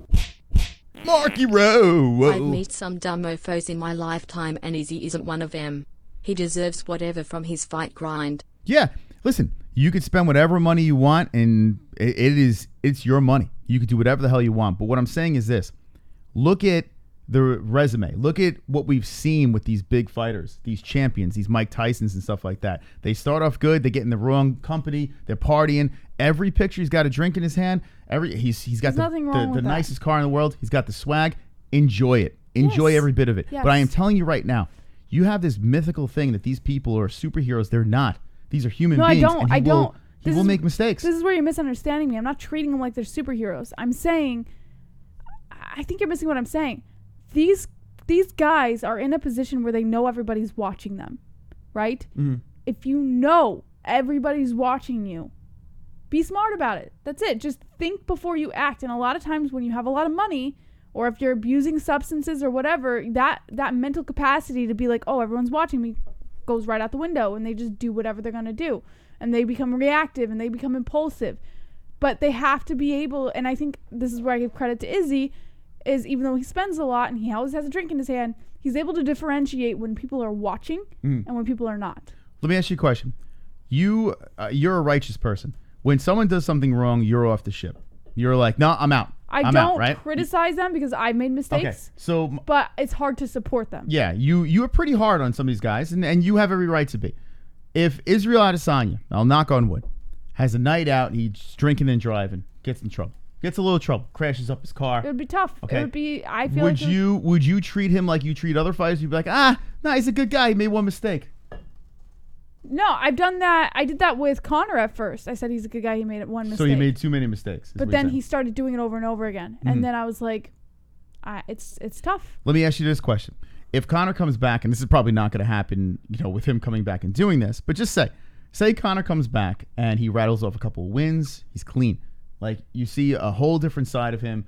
He finds God or I don't know. He goes with one of these ridiculous routes, and all of a sudden he's back in the mix again. People are talking about him. He has a smoother approach. He's not doing knucklehead things behind the scenes. Would you jump back in his favor, or were the things in the past so hideous that you would never jump back? I think if he cleaned himself up again and he made it clear, like it wasn't just a facade, if he made it clear that, I'm really trying to improve myself as a human being, then yes, I'd be right back on the train. Mm-hmm. But too many people, I think, in the public eye are so quick to be like, oh, I'm fixing myself. And then they get themselves in trouble again. And that's why it's a little difficult to believe. But if he was genuinely trying to fix himself, yes, I would 100% jump back on the train. A lot of thinking. This is what I like. Knock yourself out outside. Do whatever the fuck you want. When you get in the cage, let's have some fun. I want to see some carnage. I want to see two people go in there and beat the shit out of each other, choke the shit out of each other, make it entertaining for us, because that's what we're watching. Human cockfights, man. Organized cockfights. It's fun. It's fun to watch. Whatever you do outside of the cage, yeah, you do stupid shit. I probably do stupid shit too. You probably do stupid shit too. I'm not going to hold you to that. Yeah, listen, I've made plenty of mistakes, and I still regret some of the mistakes I've made in my life. And that's why I can't criticize someone for making mistakes. But as far as whether or not I support them as a fan of MMA, it's just different. Heavy Microgrow says Conor becomes a vegan and a Mets fan. Then would you change your song and dance on Conor? If you stopped killing animals and... I would be on Conor's side for sure. Yeah. Anyway. All right. Let's move on to the next topic over here. Actually, before we do that, I do want to get into our sponsors real quick. Give a shout out to the people that keep the show going along with this community. You want to give a shout out to them on there? Because getting a little lockjaw here talking about all this. You don't want to read anymore, huh? You're not. All right. We'll play a word from our sponsors. We'll be right back. And remember, the big fight's coming right around the corner. We have 16 days until UFC 245. If you want to bet on any of the other sports as well, BetDSI, link in the description. Use that promo code MMA-Hole, get that double that money. Theragun too, they have Black Friday deals going on. Check out their website down below. We're going to play our ads, and we'll be right back. But Drunk Savage is doing a donation, so we're going to let that play, and then we'll jump into the quick words. All right, here we go. All right, let's see what Drunk Savage has to say. As Super Chat coming in. Most tired of talking about McGregor. Talks for 20 minutes. Well, that wasn't all about McGregor, so boom roasted. Are you drunk? Yes, you are.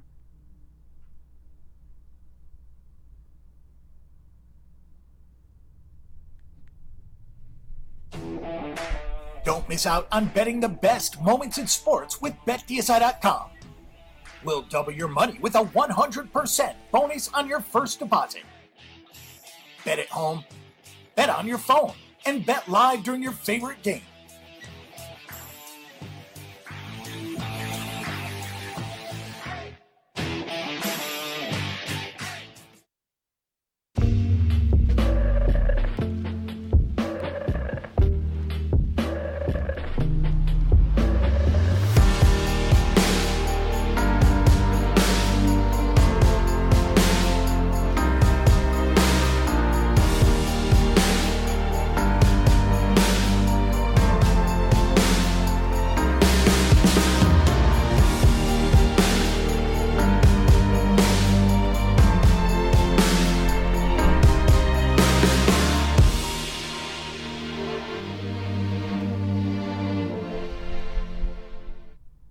Sticker Mule is the fastest and easiest way to order custom stickers and more. Simply select the product you want, choose a size and quantity, upload your artwork, and within a few hours, we'll send you an online proof. You can request changes to the proof for free until you're happy. With quick turnaround and free 2-day shipping, your custom products will be in your hands in no time. Try us today for as little as $9. And timeless CBD promo code MMA-Hole. Get it in your system. 20% off. It is wonderful, wonderful. Wonderful. All the links are in the description. All right, we move on to the next story over here. Before we do, JBH. Moss, what are you thankful for? I am thankful for this community always getting triggered by what I have to say. What are you thankful for, Jesse? Wonderful. I'm thankful for my family that are very far away right now, but I always feel like I'm with them. I'm thankful to them too because they put you in. You came out of your mother's vagina. If that never happened, I would never have you by my side. So thank you to the JBH family. You are wonderful. Wonderful. Look at All this right. picture. So there's the constant MMA debate. It's not a new debate, but it is something that has been continuing for quite some time since it was announced. Is Dominic Reyes the man to pull off an upset against Jon Jones? Moss, what do you think? No.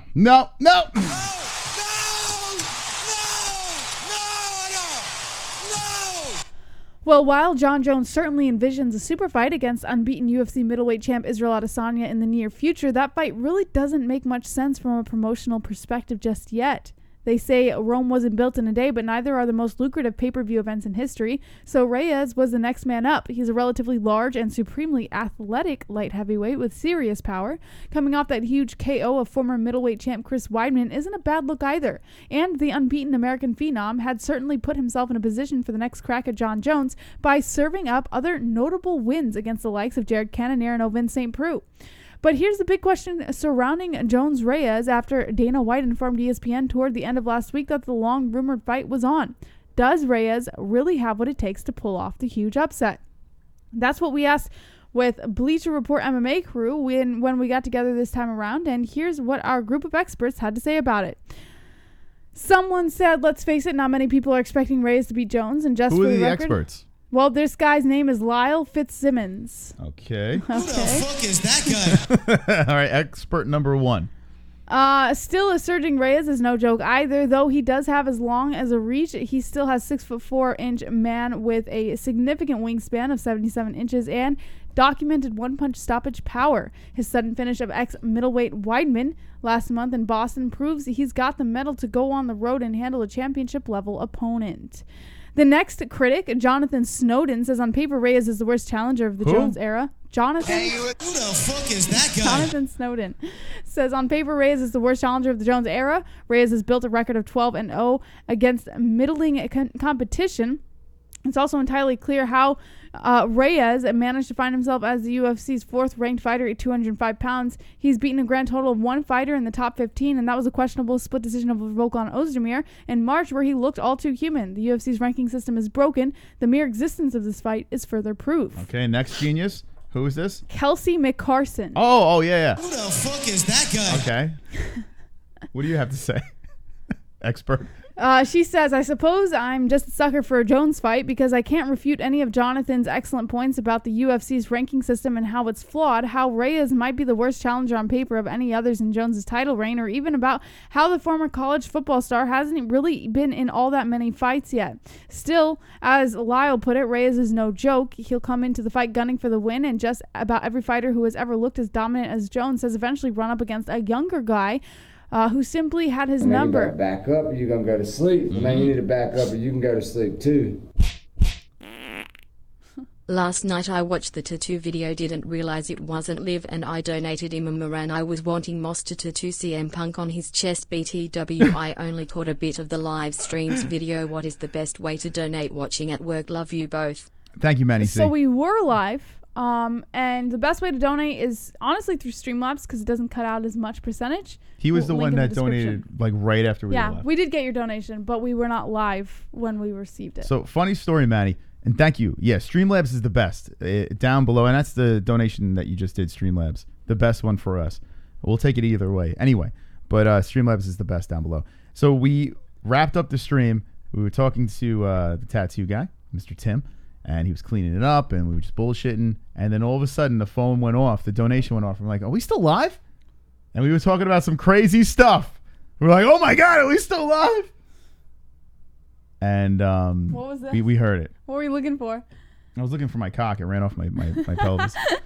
But, yeah, so thank you, Manny C. We did get it, and you are wonderful, wonderful. So the experts have spoken. Yeah. I have to give Jose credit about this whole Dominic Reyes. Because when Jose was calling, and it was a little while ago, he was calling. He's like, "Oh, Chris, hey, Chris, it's good to hear you, man.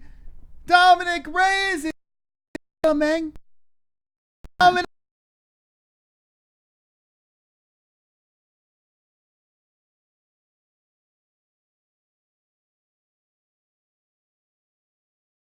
What the fuck what is the computer doing? It's bugging out. I'm sorry, just let it. The hell is that? Anything. I don't know if you hear those noises. All the screens have just gone cray. My Jose impersonation, just what the fuck? All right, let me fix this. Why would it do that? Meng. If this happens, if Dominic Reyes beats Jon Jones, it could be one of the greatest predictions of all time. What the fuck? Let me fix this. Hold on a second. Excuse me. Do you want me to fix it while you talk? Yeah. What the hell's going on? Oh, we're frozen. Yeah. What is this? What is going on? Oh, God. Look at everything. The computer just fucking crashed. Don't worry. Have no fear. Autism's here. The fuck? All right. There we go. The hell just happened? We just everything just froze. Oh, you want me to fix the rest while you talk? Yeah, go ahead. All right. Hold on. I'll put this over here. Anyway, we'll talk about a mind fuck. All the windows on the screen they just started glitching and going all over the place, and I don't know what the hell's going on. Anyway, so Jose, if you're in the chat, I got to say that would be one of the greatest predictions of all time. Dominic Reyes beating Jon Jones, arguably the greatest light heavyweight of all time. Some say the pound for pound best. It'd be something else. We've seen where Reyes looked like, I don't know. I don't know if I can buy into this guy. And we've seen times where Reyes looks fantastic. I'm still with the I don't know. I was on the train until the fight before Weidman. Who did he have? Hold on a second. Let me go over here. Let's go to the UFCs. Who was before Weidman? Was it Vulcan? Do you remember, Jess? I'm sorry, what was your question? Dominic Reyes before Weidman. Was it Vulcan Ozdemir? Wow, man. I think it was. I don't know. What do you mean you don't know? Fight briefer? Yeah, it was Vulcan. This was the fight here that I was like, wait, hold on a second. He kind of looks like complete trash. He looks like trash. Maybe he's not that good. And then he comes in against Weidman. Weidman goes up and knocks him the fuck out. The former champion. Now, Weidman's chin is suspect, but still a former champion. I don't know. How can I make an argument for Reyes winning this fight against Jon Jones, Jesse? How can I do this? Or is there an argument? I don't know. I mean, I feel that Reyes is an undefeated fighter, and going into this fight knowing full well what to expect after seeing multiple fights by Jones and where his weaknesses are, he does stand a much better chance than a lot of other opponents. he is 11-0. I see some people in the chat agree that Volkan won that fight. I mean, he got off easy. 11-0 fighting a Jon Jones who is arguably the greatest of all time. I mean, anything can happen, but we've been saying that a lot. And when it comes to Jon Jones, that's not the case. Anything can't happen because Jon Jones is Jon Jones. Why can't I click on this? I can't click on the champion? Good job, UFC. The fuck? Why can't I click on the champ? That's stupid. That is a little weird. I could click on anyone on the rankings, but the person that's holding the belt. The hell kind of bullshit is that? Cyborg? This is number one bullshit. Look at this. What the fuck kind of website is this? Anyway. All right, fuck that. What do you think in the chat? Does Bones take an L? Look, this doesn't work now, Jess. Wow, it just crashed. All right, I'm going to try to fix this. Let me talk to the chat room. The alien says retarded XXX tattoo. You know what I've realized, Moss? Mm-hmm. Anyone who has bashed your tattoo is a Gaylord. Is either jealous that we have 30,000 subscribers or jealous that they don't have a tattoo, and so they nitpick. Listen, I've noticed, and it's hilarious because you're showing your insecurities. I honestly don't even care. It's the funny. I was looking at the community post. I don't know if you saw it, but I was looking at the community post. And I was like, these guys, you can't even take them seriously anymore because I'm like, man, insecurity. Oh, look, another insecurity. Let me ask you, does it bother you? No, it's just like, does it bother me? Why put yourself out there like that? It's fun. It's fun. I think. Listen, if you have in your heart to display anger and aggression in your words in our comment section, go for it. I don't care. You're just padding our stats. You're just, adding more comments. You're throwing us in an algorithm. Thumbs up, thumbs down. It doesn't matter. You can speak your mind. This is the place for that. Anyway, the explosion's gone over here, Jesse. I don't know why. See, it just shows the thing. We'll have to troubleshoot after the stream. All right. We didn't get the people's thoughts though. I don't know. Jesse went on a little rant, but we didn't get. Sorry, sometimes I do that. Jones versus Dominic Reyes.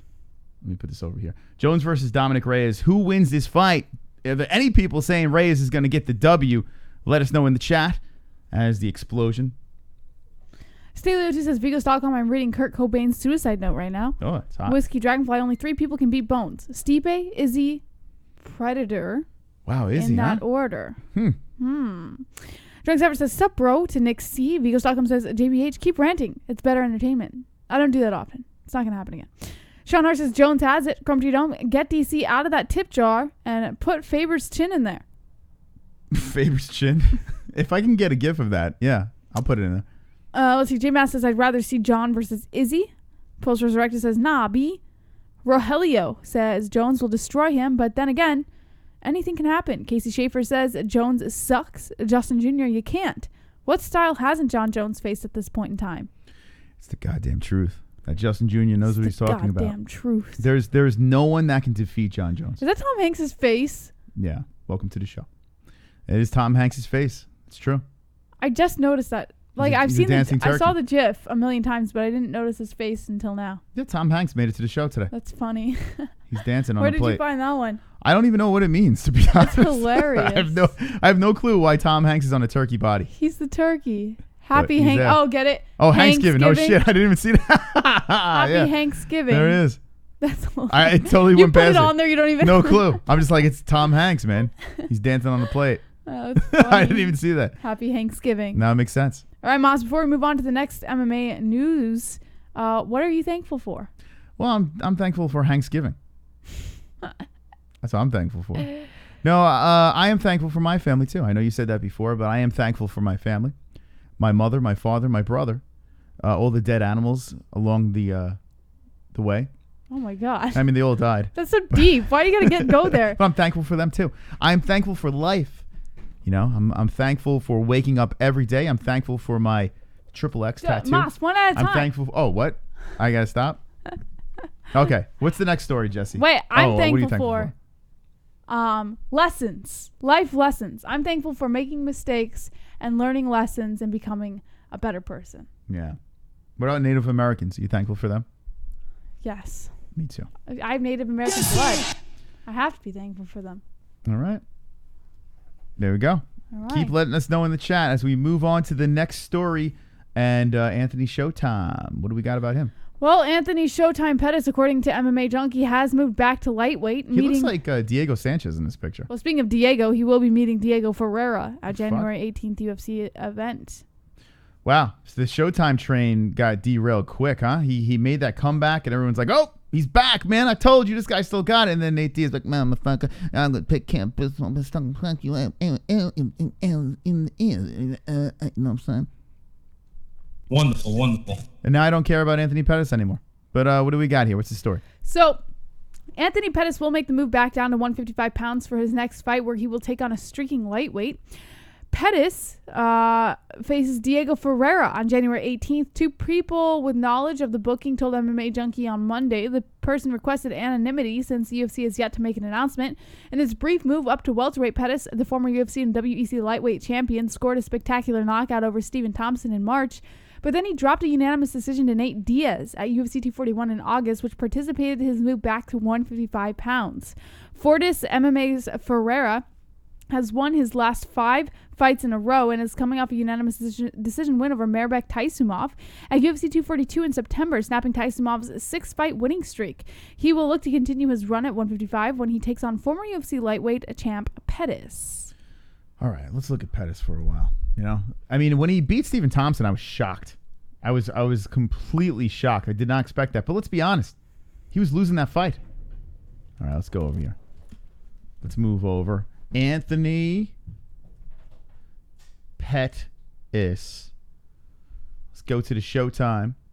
Former champion. A lot of people will say, hey, after that whole steroid thing, you know, and not like he was really busted, but after USADA came into play, it was a different story. But he's revitalized himself, and he's rejuvenated himself and bounced back a couple times, win-loss. You have the Nate Diaz loss, which was the last one. The grappling thing doesn't mean shit. That was silly. Stephen Thompson was piecing him up. But what happens, the first time ever Thompson gets knocked out, it's by Showtime. So you can't discredit that. Tony Ferguson, beast. The broken hand, the corner stopped it. But Tony Ferguson, taking an L from him is not a bad thing. Michael Chiesa got to win the triangle, beat him at his own game. So look at that. Dustin Poirier takes an L over there. And Jim Miller, it's just up, down, up, down. He wins against him. Max Holloway lost. Max Holloway's a beast, too. If you look at his losses, I mean, they're good fighters. Holloway, Poirier, Ferguson, Nate. Wonderful. You know? So, it's not like Edson Barboza, Eddie Alvarez, Dos Anjos. It's not like he loses to bums. So, Anthony Pettis coming back and you know, dropping back down. He's still only 32 years old. 22-9-0. You got to say, the guy is, he's tough as nails. He's fun. He's still got the highlight ability still in him, but for some reason, I don't care, and I don't know why. I've said this before with Anthony Pettis. I don't know why I just can't get, like, I like watching him fight, but I don't get, like, juiced up. What do you think about Showtime, Jesse?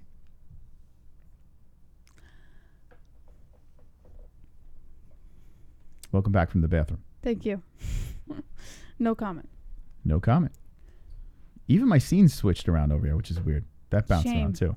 You know, what do you mean no you don't, what do you? I don't think anything about Showtime. I don't really think about him too much. Really? Yeah. So there's something about him that you just don't care? Yeah, no opinion. I mean, I enjoy watching him fight, but no opinion. Okay. What do you guys in the chat say? I mean, he's still got a following. He's still got people that enjoy, you know, his style. And he is fun to watch. You know, I just don't know why I don't get amped up. Now, for Figueiredo, this guy, when was the last time he lost? 16-2. He's got his hands full. Last time this man lost was to Dustin Poirier and Dariush, and that was in 2015. So it's been a while. Kyle Nelson, Jared Gordon and beat. Mercier, tough dude. Taisumov was his last one. Should be a tough one for Showtime. All right. Let's see what the chat has to say about this. What does the chat say? Poster Director says he needs to jump off the cage more. Chrome T Dome, every one of his fights are entertaining. Whiskey Dragonfly, Conor should come back and fight Pettis. That's a better bounce back fight for Conor than Cowboy. Sean Hart says Showtime should change channels to CNN. Kainoda74 says looks like Pettis is fighting Curious George next. Elio 2 Showtime 2 sometimes airs porno. Pulse Resurrected says HBO after though. Justin Jr. Pettis does horrible against pressure fighters, and the statistics have proven it. By the way, diehard fans, Wonder Boy was dominating before the KO. John Ruff says, JBH, do you juice? Yes. Shannon Stewart, Pettis is always fun to watch, win or lose. Heavy Mike Grow, he learns from his losses more than in his camps. Drunk Savage says, Pettis should have fought Mike Perry at 170. But do you care about Pettis? That's AB what I want to know. I don't give a fuck. That's what I want to know. Like, it's like, oh shit, Pettis is fight again. Do you like, oh, I'm in. Like, what do you think about Showtime? Yeah. You know, that's what I want to know. Yeah. I don't know why there are certain fighters that get like actors. There's certain actors in movies that I just don't care about. They're good actors. Don't give a fuck. I don't want to watch them. And Pettis, I mean, listen, I'll watch any fight. But for some, maybe it's his face. Maybe it's something about his face, Jesse. Maybe. Is it his face? You think it is? I don't know. He's got that Caesar haircut, you know? Mm-hmm. I don't know what it is. We got to get to the bottom of this. What is it? What do you think the reason is that you don't care, Jesse? You know, I don't know. I just, I know I like watching him fight, and that's really all I need. I mean, I guess maybe he's not in the headlines enough for me to care. You back up or you're going to go to sleep. And then you need to back up or you can go to sleep too. Conor. I think Eddie Alvarez could have beaten Khabib if he would have fought Khabib instead of Conor. Wow. That and Kat Zingano is the hottest women's fighter to have ever lived. No question. What's that? Fuku Paolo, you chat lip stupid food. What do you think about Eddie Alvarez? Man, he gets a raw deal. That guy, he was a legit champion. He had, and he's still going at it, but he had some career, some battles, some wars, especially with Michael Chandler and Bellator. And then he comes into the UFC and grabs a belt, and he's run over people.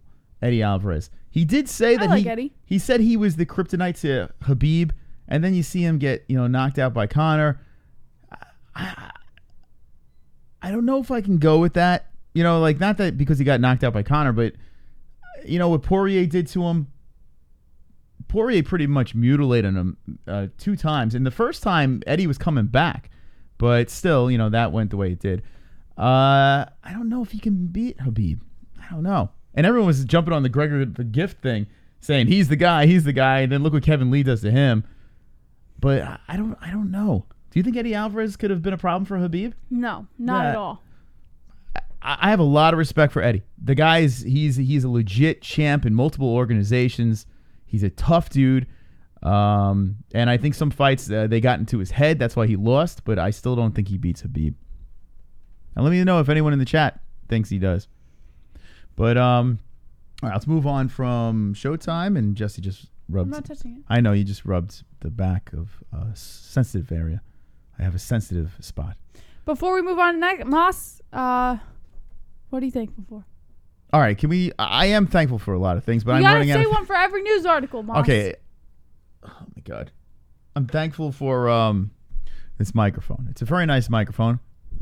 It's soft. I could chew on it. This mic. What are you thankful for? I'm thankful for my mic. Okay. See, you didn't even know what you were thankful for. But I do. Yeah. All right. You gotta ruin everything. All right, Jesse. Told me about Robert Whittaker. All right, Robert Whittaker admits he didn't really like being UFC champ that much. The cons were distracting, he says. While some former champs like ex-UFC welterweight kingpin Tyron Woodley miss having the belt and everything that comes with it, some aren't as bummed about not having the title of champion anymore, which is rather hard to believe given the fact that being a title holder for the biggest and most popular MMA organization around it definitely comes with many perks, such as bigger paydays, sponsorship opportunities, and other lucrative side gigs. But nobody really talks about the cons of being a UFC world champ, something former middleweight you better ruler. back up or you're going to go to sleep. And then you need to back up or you can go to sleep too. Here we go. How dare I say Kat Zingano? I meant to say Gina Carano. I'm so sorry, MMA community. We know what you My meant. C Barber still hasn't texted me back. She's just busy. I hope. Damn it. Pensive face. Hashtag single forever. No. Maybe. Conor, listen, you're still young, dumb, and full of cum. Right, Israel Adesanya? Anyway. My dad used to say that. Did he really? Yeah. The first time I heard it was Israel Adesanya. No, Never my heard dad said that, like, all growing up, especially my brothers, like... Wait, hold on. Wait, your dad used to tell... How old were you when he was, like, young, dumb, and full of cum? No, Seems like a thing a dad shouldn't say to the kids. He used to say that my brother... Like, every time... Like, one time my brother went through, like, a heartbreak when he was really young.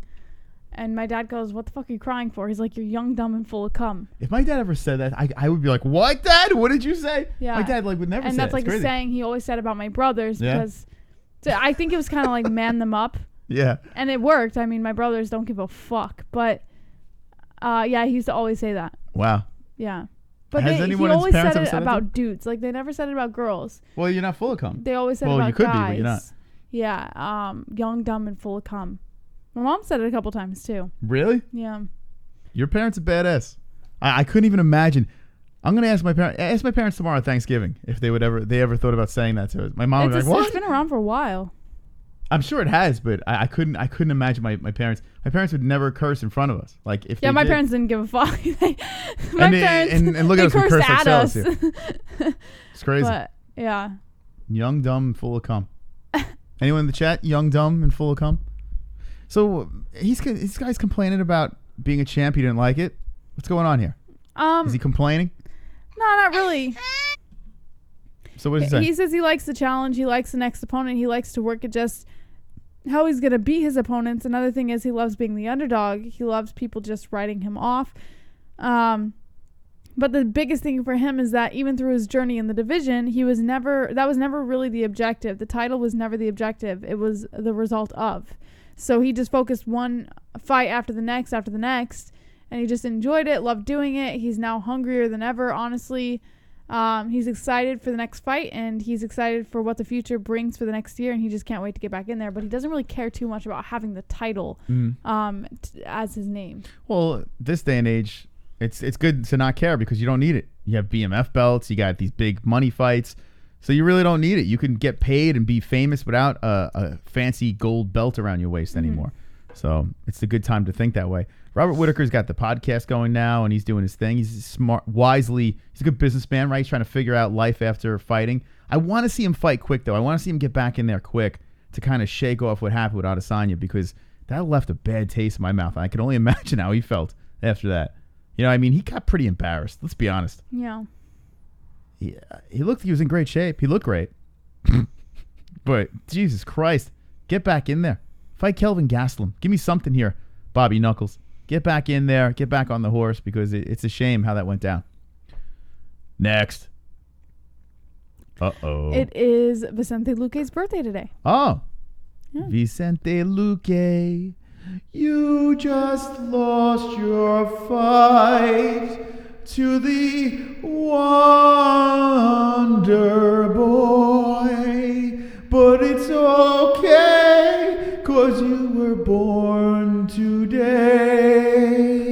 Vicente Luque crawled out of his mother's vagina on this day many moons ago. The doctor grabbed his hand and said, "Welcome to the world. You're gonna punch people in the face for a living, Luque. It's your birthday."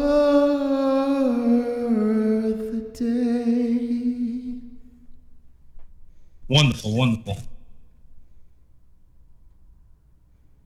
Probably the best birthday song I've ever heard in my life. All right, what's the next story? TJ Dillashaw wants Floyd Mayweather fight after UFC suspension expires.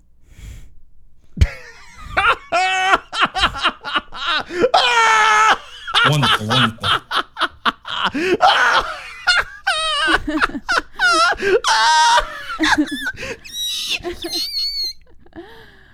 Oh man, so that happened. Is he real? Is he for real? Well, as ridiculous as it sounds, UFC to book former bantamweight champ TJ Dillashaw against undefeated boxing icon Floyd Mayweather Jr.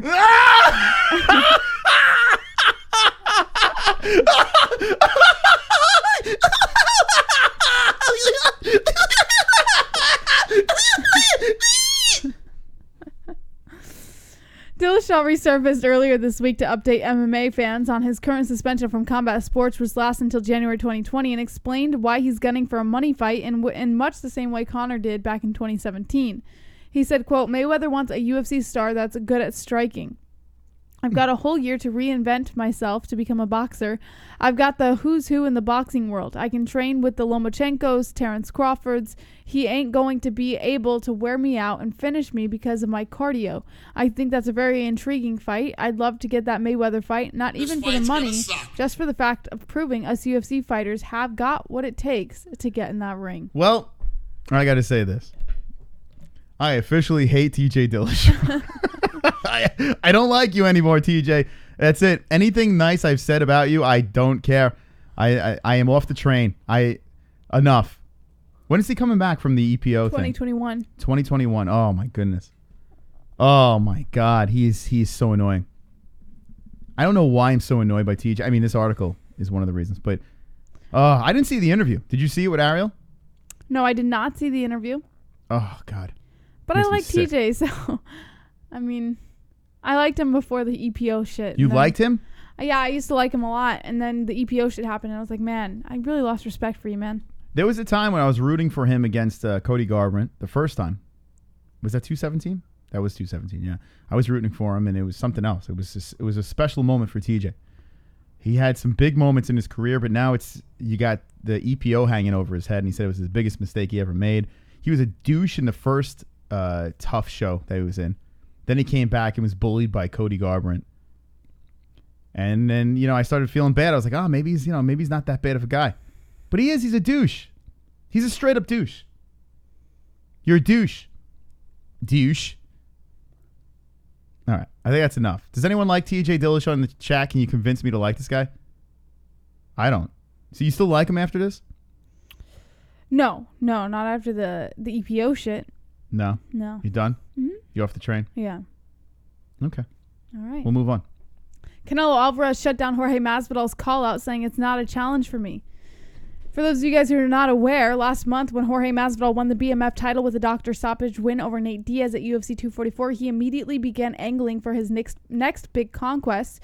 The win likely put Masvidal next in line to face the winner of the fight between Kamaru Usman and Colby Covington at UFC 245 this month, but Masvidal's appetites were even larger. The newly minted BMF champion called for a boxing match with the top pound-for-pound boxer in the World Series, Saul Canelo Alvarez.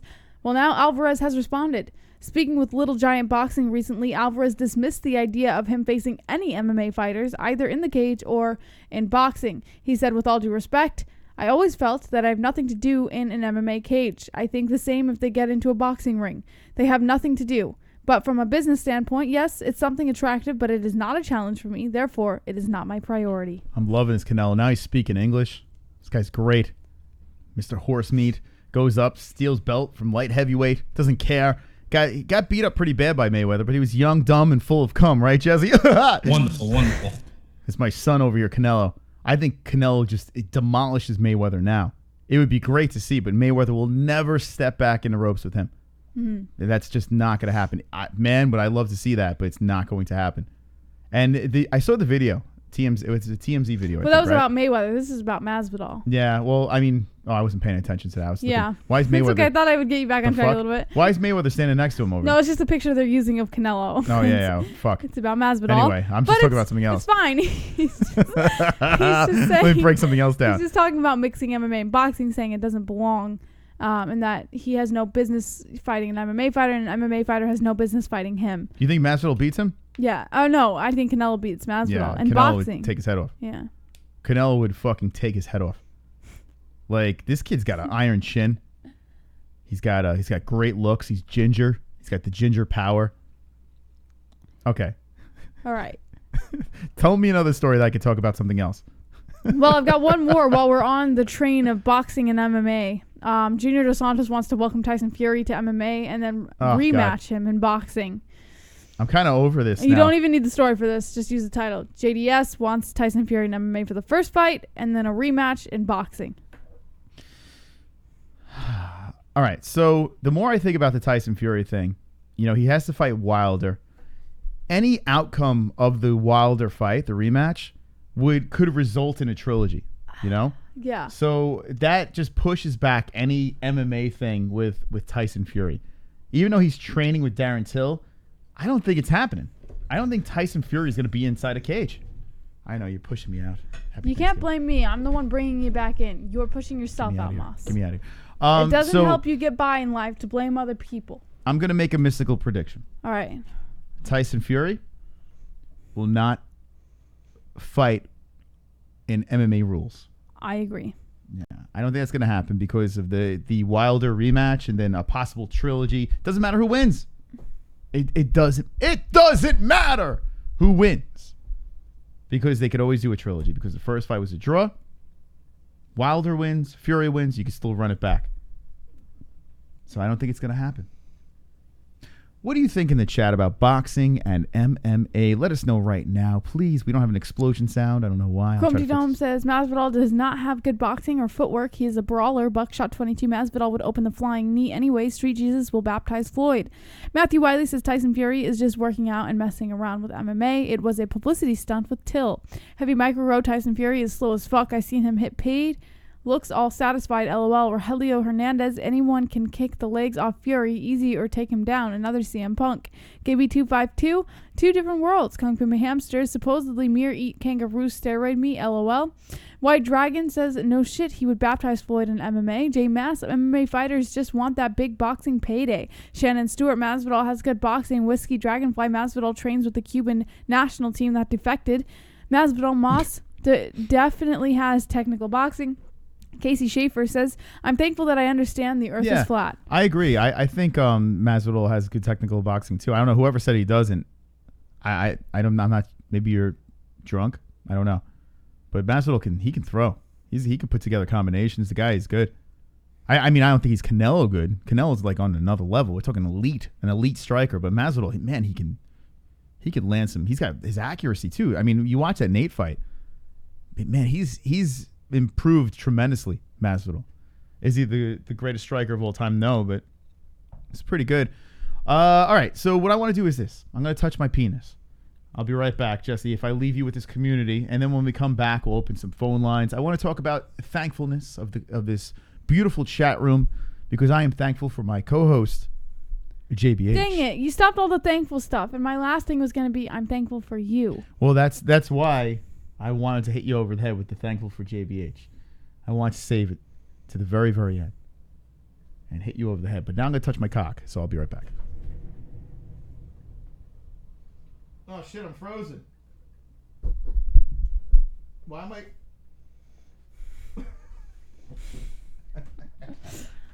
All right.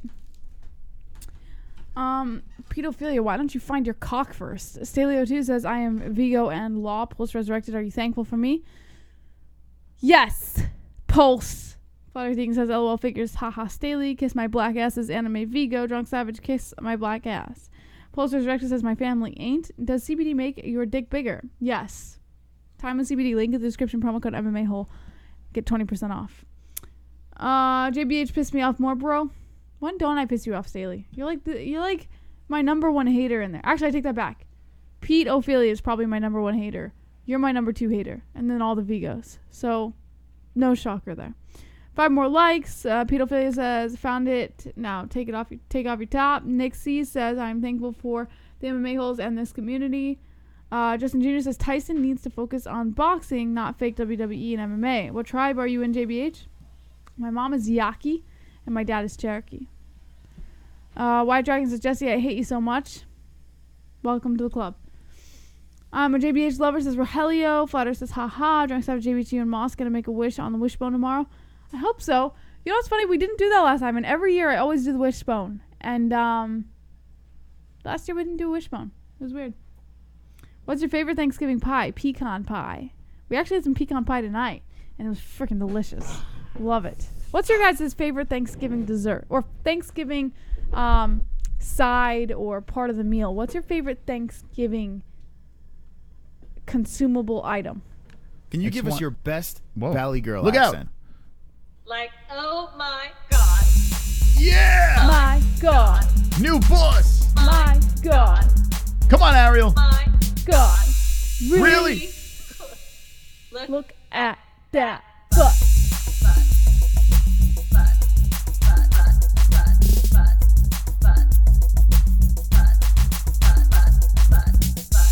Oh my God. All Oh, we haven't heard this one in a while. Ariel slapping that ass.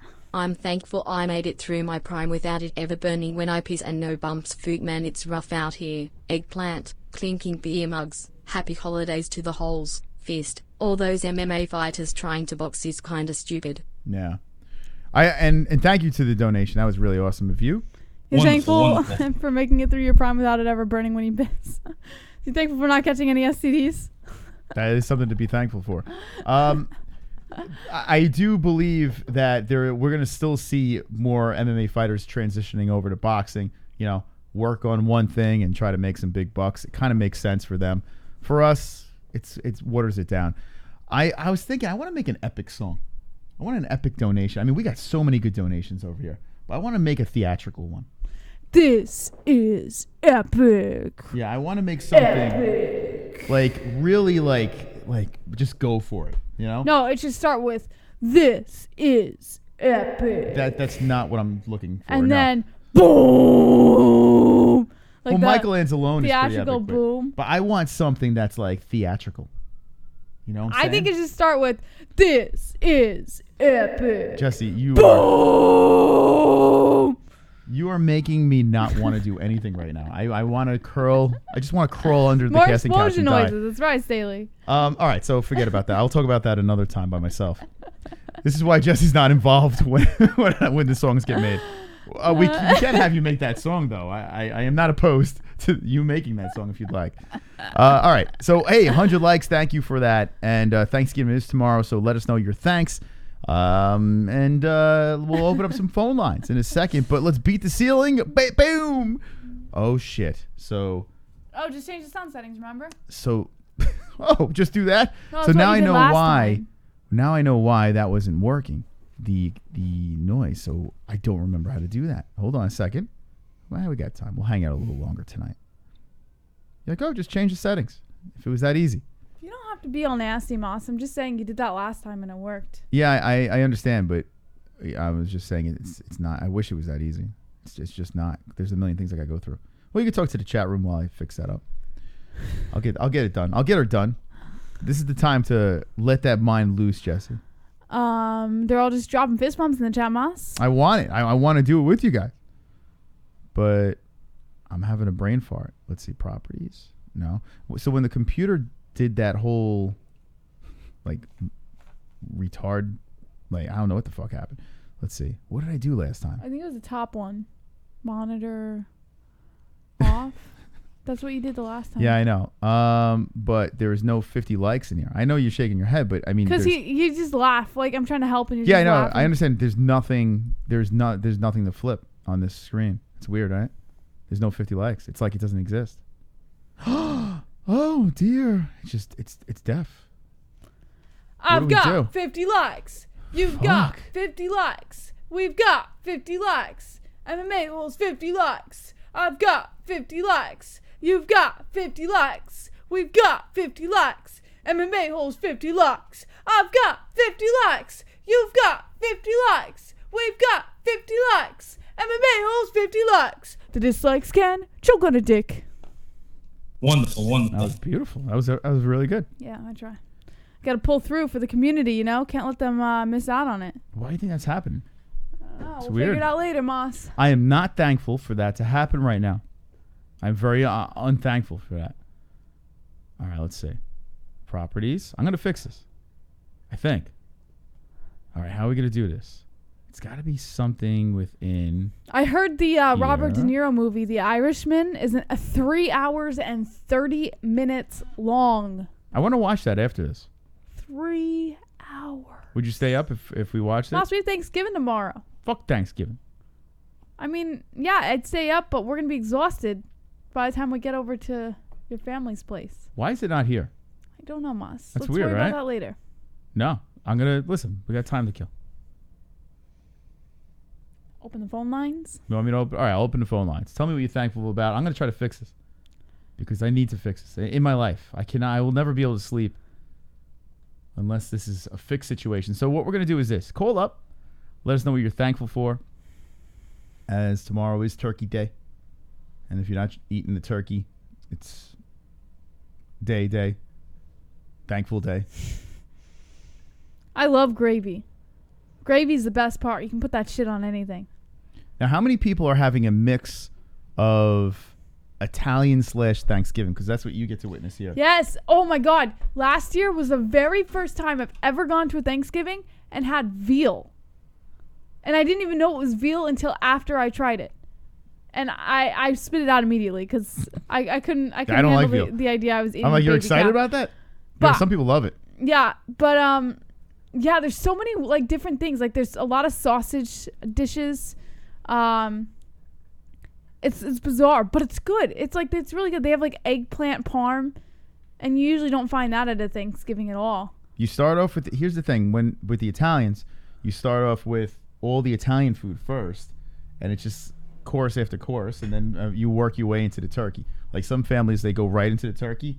That's not how they do it. They do the courses. Yeah. You got the pasta, It's the bizarre. lasagna, But I like it. veal, whatever. It's really weird because it's out of my element, but I fucking love it. Like, it's awesome. There's no, I mean, I love my home Thanksgivings. I love the country Thanksgiving that my parents put together with the typical, turkey, gravy, stuffing, green bean casserole, mashed potatoes, roasted Brussels sprouts, all that stuff. But then you get a little taste for a different culture during the holidays, and it's like, it's amazing. I have such appreciation for different cultures. It's really cool. It's awesome. I like deer and rabbit. Yeah. Deer and rabbit on Thanksgiving. I'm sure people do that, right? Have some venison. I still can't get it. All right, it's fine, Moss. Hold We're on. spending all this time doing this. Yeah, I got the phone lines open. Call All us. right, 516-522-0267. Give us a call. 832, you're live with the MMA-Holes. What's your name and what's on your mind?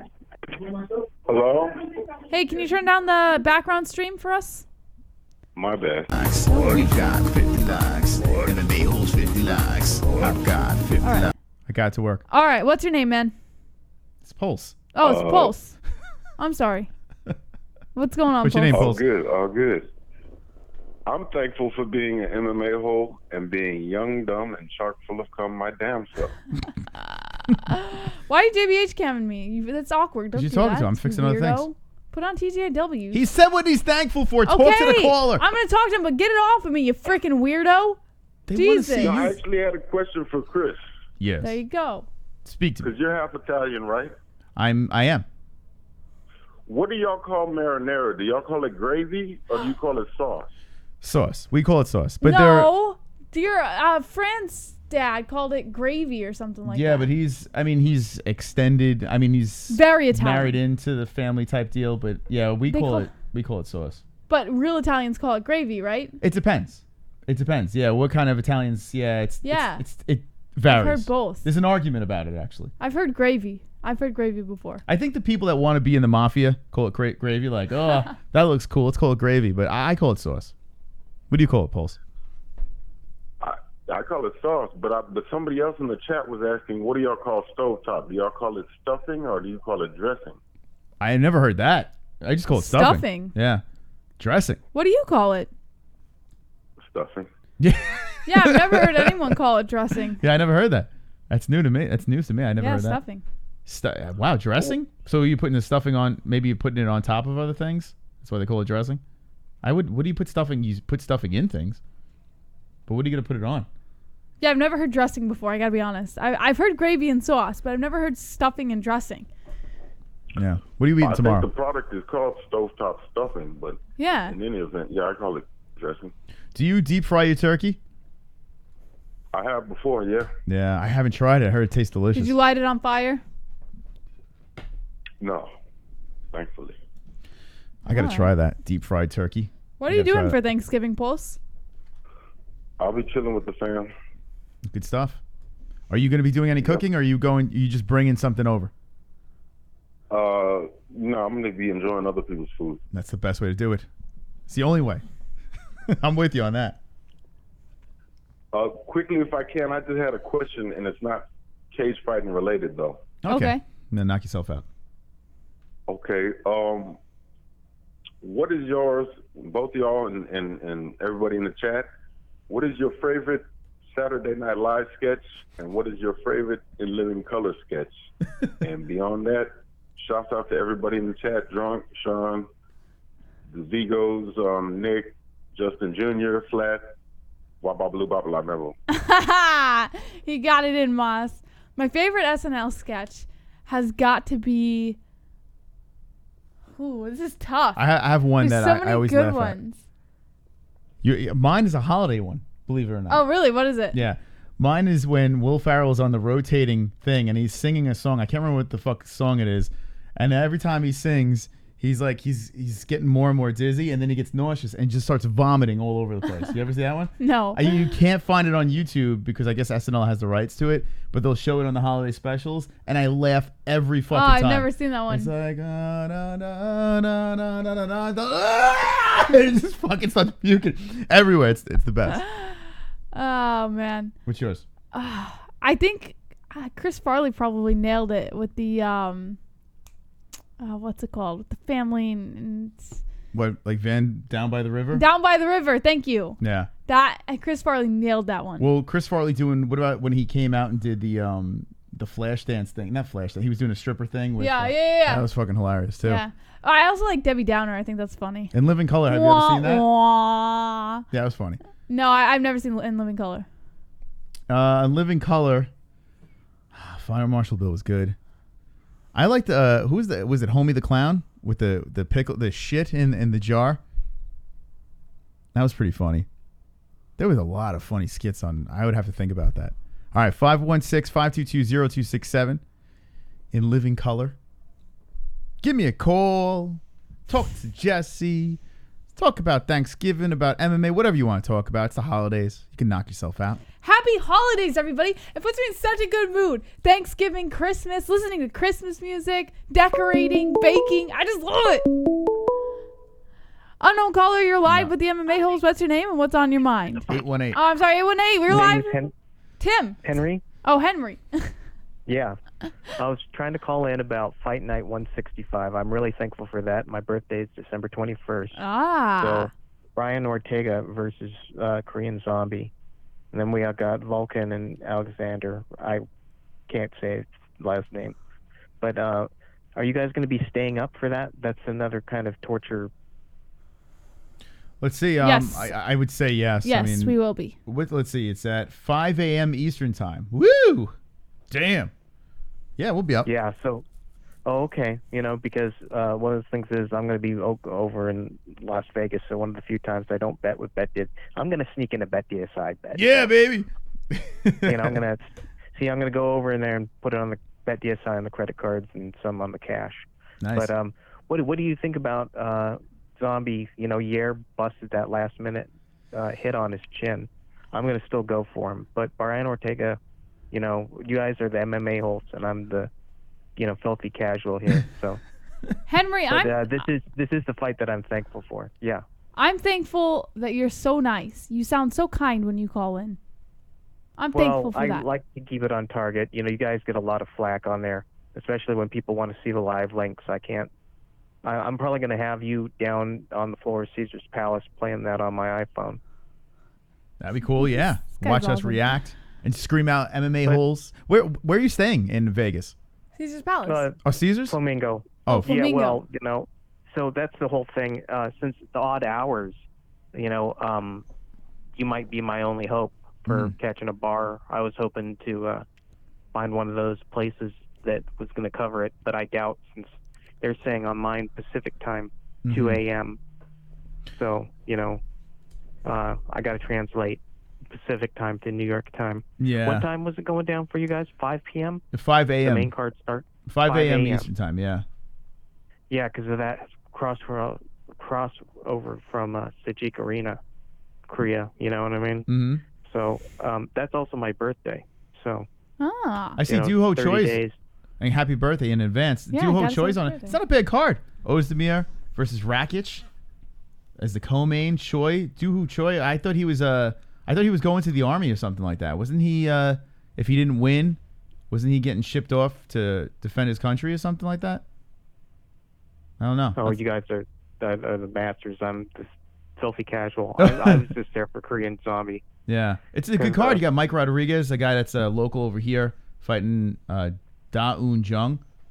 But there's some names on over here that I do actually know, I'm aware of, and it should be fun. All right. Mr. eye poke was the Yair was the only one that I really saw lately to take him on. I was just wondering, what do you think? I'm gonna probably put down like 1,000 on BetDSI for Korean Zombie. Ooh, wow! I tell you what, I'm picking with my heart in this one and not with my brain. And I like Korean Zombie too, but I'm afraid. I am very afraid over here. I think the Zombies is still a beast. I really do. Checking out his webpage. It's mostly in Korean, but it's got some cool graphics. Yeah, the guy's an animal, man. I love it. I love the way he fights, and it would be great to see him knock out Ortega, in my opinion. But Jesse, I have a feeling, has a different opinion. I'm going to go Ortega on this one for sure. Yeah, that's her boy. Okay. He's dreamy. That'll be a fight pick. I'll be really looking forward to that week. Are you still going to be doing that on Thursdays? Yes, absolutely. I will 100% be live, especially for this one. All UFC events I'll be live for, so. Well, that's great. I'm going to go hang up now. Thanks. Okay. You really settled out. I'll make sure to tune on in Super Chat. All right, Henry. You're the man. Wonderful, Thank wonderful. you. That's Henry Solstice coming in. The sweetheart. He's a real nice guy. Guy's great. He's got the voice of an angel. Yeah, we like to pick guys who we want to fuck. Like, I want to fuck the Korean Zombie, so I'm going to pick him. Jesse wants to fuck Ortega. That's why she's picking him. Right? Isn't that how it works? Unknown caller, you're live with the MMA Holes. What's your name and what's on your mind? Yo, it's John Savage. What up, drunk? Not much. So, what's up with these fucking fighters, when they're coming off losses and shit, or like fucking suspended, they try to get these big fights, like fucking TJ now, Floyd. Yeah, it's ridiculous, right? I mean, it's kind of far-fetched, right, for TJ to call him out? All right. Floyd probably won't even be fighting by the time TJ gets back. Yeah, who knows with this guy. Jesse thinks he's never going to retire. Jesse thinks that Floyd will constantly fight. I never said that. He's going to fight until he's dead. I Right, never Jess? said that. That's what you told me. Maybe you There's told me that an in easy the dream. fighter out there. I think he'll come back. He's not going to go up against anybody who has a chance to beat him. Yeah. Yeah, I don't understand what the hell he's talking about, this Floyd thing. I understand you want to lobby for some money and stuff like that, but you're coming off a suspension and then you're calling out Floyd Mayweather? It just seems retarded, right? All right. It seems very Gaylord. Gaylord. Well, hopefully when he does come back, TJ fights favor. Drunk, what are you doing for Thanksgiving? Nothing. No! No! What are you thankful Well, for? not totally nothing. I did break down, got a very small turkey breast and a couple sides. Just having dinner with my mother, so. Yeah. Well, that's nice. Yeah, that's actually really cool. I didn't feel like dealing with people this year, so. I don't blame you, man. I'm right there with you. But sometimes you're better off having a small, little get together. You and mom, you could hang out. yeah, it's cool that you did that for your mom. You got stuff together for her. That's really cool. And of course, Johnny Walker will be there. Well, it's not Thanksgiving without some kind of alcohol. Yes, that's 3 people. Does your mom dabble in a little Johnny too, or no? No, she doesn't really drink too much these days. So. No. She was more of a wine person always. I don't blame her. There you go. Wine is where it's So at. wine and Johnny. Yeah. Not a bad date. My father does this thing with Boston Market for my aunt. Like, my aunt really doesn't do anything. She's a little psychotic. And he picks up like a bunch of Boston Market for her and just loads it up. And I tell you what, I had Boston Market the other day. It's delicious. I would do that for Thanksgiving, right? So those of you that don't want to cook, just get Boston Market, load it up. That's what I would do. Yeah, I did that one year. It was good. Yeah, it's delicious. The cream spinach. I want to cream my pants when I eat it. All right. Yeah, spinach. Do you like cream spinach? No. No. Oh, All right. spinach is the Don't best. like spinach in general. I shun you, drunk. Spinach is the best. Oh my God. And the best for you. How dare you? Fuck it. What's your favorite vegetable? Not too big on vegetables, unless they're like in a soup. Yeah. You ever have fried vegetables? Delicious. You fry anything, it tastes good, right? Fried broccoli pretty much. is bomb diggity. Chocolate covered spinach. Anyway. Chocolate covered spinach? Chocolate covered asparagus. Oh, delicious. Ugh. Hey, Michael Ramos. Subscribe to us. Trent Jacobson just said spinach artichoke dip is divine. I am with you. I'm Got not, mayonnaise in it. I'm What the not fuck? big on dips because of the mayonnaise. Like, I am not. Ugh. But spinach artichoke dip, I make an exception for. That shit is fucking bomb. That stuff is fucking delicious. I want to poke my eyes out anytime I see a God, spinach artichoke. so good. I told you the story where there was an appetizer I had at this bar, and like, no, I promise there's no mayonnaise in it. It was like a spinach artichoke like stuffing in the appetizer. Oh, it's the best. And I ate it. I bit into it, and it squirt into my mouth, and I gagged like someone shot a load in my mouth. I went, best. And I ran to the bathroom and was gagging like someone like.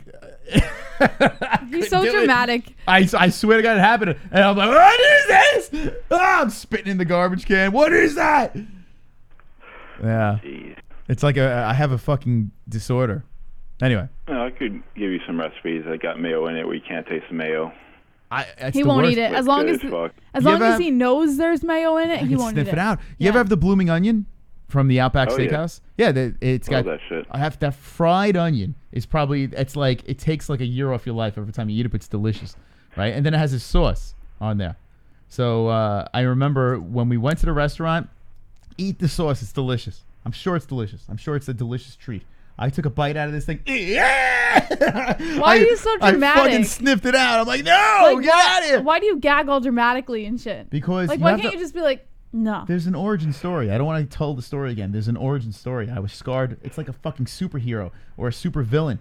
They have a backstory. I have a backstory, and it still holds. I but wish I didn't didn't need to dramatically gag. Like you can just be like, Do you think I want to gag? Do you think I want to spit it out? I don't want that to happen.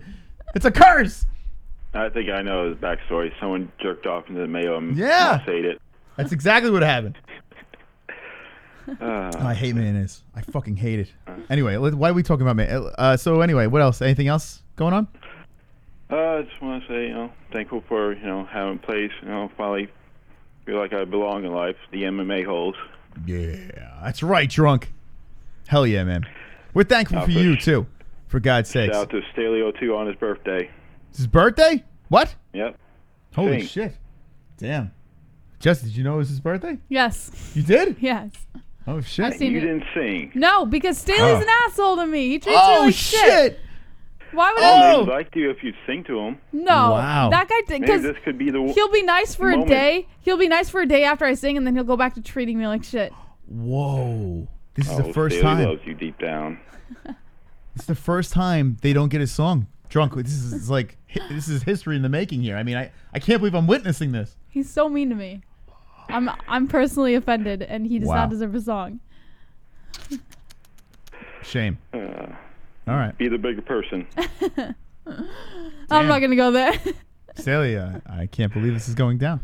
All right, Drunk, thank you for the call, man. And we hope you and your mother get fucking white boy wasted or white girl wasted, or I don't know. Throw them back, have some fun, be thankful, and appreciate your support, man. Happy Thanksgiving, all. Happy Later, Thanksgiving, Starbucks. Drunk. All right. Wonderful. We should have had Drunk sing to him. Yeah, we should have. All right, we'll take one more call, and then we're skedaddling. We're getting out of here. I want to watch The Irishman. Well, we're not getting out of here. We're not watching it if we stay here for any longer. Moss, I still gotta take a shower. You nut.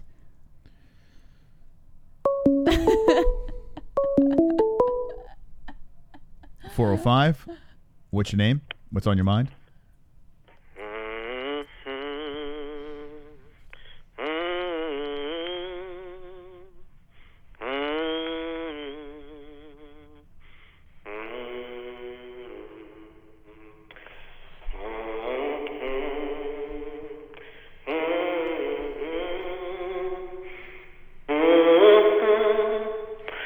Please, bow your head for a word of prayer. Please. Hey, what's going on, Chrome? That was beautiful. Bow your head. Oh, hold on. Let me put the echo back on your voice. Go ahead. Dear Heavenly Father, we are gathered here today, Lord. Just want to thank you for your many blessings, Lord Jesus. If we had 10,000 tongues, we couldn't thank you enough. Lord, we ask that you please watch over each and every one of us as we travel up these dangerous highways, Lord. Please, we ask that you watch over Kevin, for he not know no better. Please show him the way, Lord. We ask all these things in Jesus' name. In Amen. Jesus' name. Amen. Amen. That was beautiful. Yeah. Can I call you up? What's up? Best call ever. Well, I'm at dinner tomorrow. Can I call you up and you can say grace for my family? Yes, I will say grace for your family. My dad would love you. I gotta be honest. Black. If my dad met you, Tomorrow I gotta pray for my black Jesus. oh my god. How's the new baby, by the way? Oh, she's good. Yeah. Man, you said that's good. 5? Yep, 5th one, first girl. How old is the new baby? Man, you better back up or you're going to go to sleep. Man, you need to back up or you can go to sleep too. Oh, look out. Hey Jesse, I didn't call Ward Harris a filthy animal. I called the people who killed his daughter filthy animals, you stupid ass bitch. Anyways, happy Thanksgiving and have a happy New Year's. Please pray for Kevin. So- See, I just prayed for him. What I don't understand here, Kevin, is if someone mistakes what you say. No, it's what he said. I rewatched it. But listen, if someone mistakes what you say, right? Say Dear you, Heavenly Father, please. Say you said strike something. Kevin down right now. And please, just strike him down. Say you said he something. He knows no better, Lord Jesus. And then someone else gets it wrong, right? And they say you said something else. Do you have to try and like say horrible things about them, or can you just correct them and move on with your life? I think someone hurt you. I think someone genuinely hurt you, and that's why you treat people the way Peter you do. Ophelia touched him when he was little. Probably what happened. Is that what it was? Oh my God. Yes. Jesus. That was some donation. Fuck. I'm thankful for that donation to go away. That was, man. Whew. I'm thankful for all the bitches and the hoes. Keep making your money. I know I just prayed, but I don't give a fuck 'cause I'm a savage. There you go. Well, hey, happy Thanksgiving, man. Happy Thanksgiving, Chrome. That's Chrome to your dome. What a prayer. Jesus. What happened? Wow. Shut up, bitch. Damn. He's Yeah, not- I don't know. Like, I never do anything wrong to this guy. He says one thing, I hear another, and like he goes off on this rampage, like it's the end of the world. So, first of all, Kevin's probably drunk. 100%. If I have to say And that. he hates women. But here's the thing. You're giving him an opportunity to speak to a woman, you know. And Oh, he's it's true, yeah. he's using this opportunity to speak in that way. Yeah. And that's how he chooses to spend that limited time speaking to a woman, you know, to It's a say shame, bitch. man. And Kevin, I watched it back because I was skimming through the video and it landed just on that part. And you did say that. Like, I don't know what you're talking. You called him you called Walt Harris a filthy animal. And I was like, whoa, what? Like, it kind of hit me late. So I don't know what you're saying there.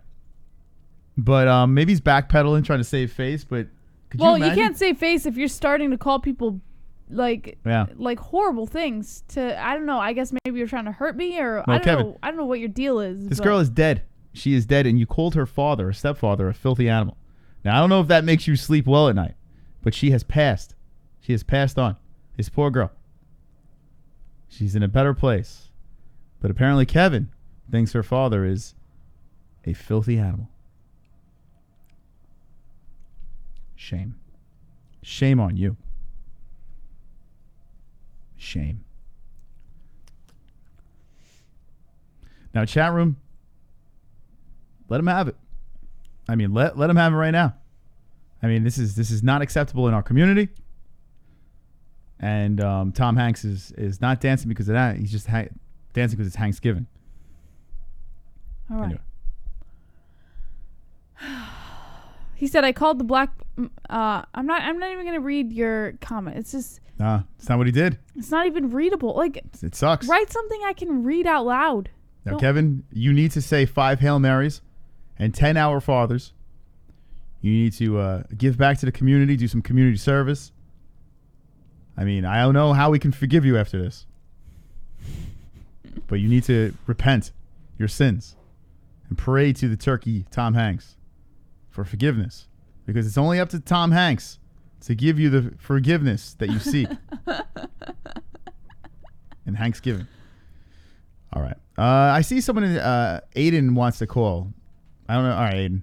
Give us a call. 516-522-0267, and we're going to shut it down. We're going to shut her down, Aiden. One more call. Hopefully you get it. If not, that's it. That's a wrap. That is a wrap. 516-522-0267. We got to watch The Irishman, for God's sakes. Well, not anymore, Moss. You've already pushed it too far. I still gotta take a shower. It'll be midnight by the time you want to watch that shit. Go take a shower now, then. I'll wind it right down. No, Take it you one should more have time. ended it after the last call. Oh no, caller, you're live with the MMA Holes. What's your name? What's on your mind? No, 516-522-0268 and give us a call. Why'd you hang up? You could have given him time to justify himself. That's not fair. He needs to repent his sins. But he was probably going to. You should have let him talk. Listen, now is not the time. This poor girl it's just not the time. You gotta give him a chance. It is not the time for excuses. We have ears. I have big ears. Moss, it's Thanksgiving. And I've heard it. No, he must repent. 832, you're live with the MMA-Holes. What's your name? What's on your mind? Yes, this is Aiden. I just want to say fuck Kevin from Chicago. There we go. All right, Jesse. Listen. See, now that's how you end the show. Thank you to the community. Thank you to everyone coming back each and every time. We'll be back live for Fuqua Friday this Friday. But thank you so much from the bottom of my heart. Thank you to this beautiful girl sitting next to me who reads the news and gives the carnage. Thank you, Jesse. Another year in the books. May you eat plenty of turkey tomorrow and you moisturize my tattoo because I can't reach it. Thank you for that. Jesse, you want to say some last words? I'm thankful for the MMA-Holes.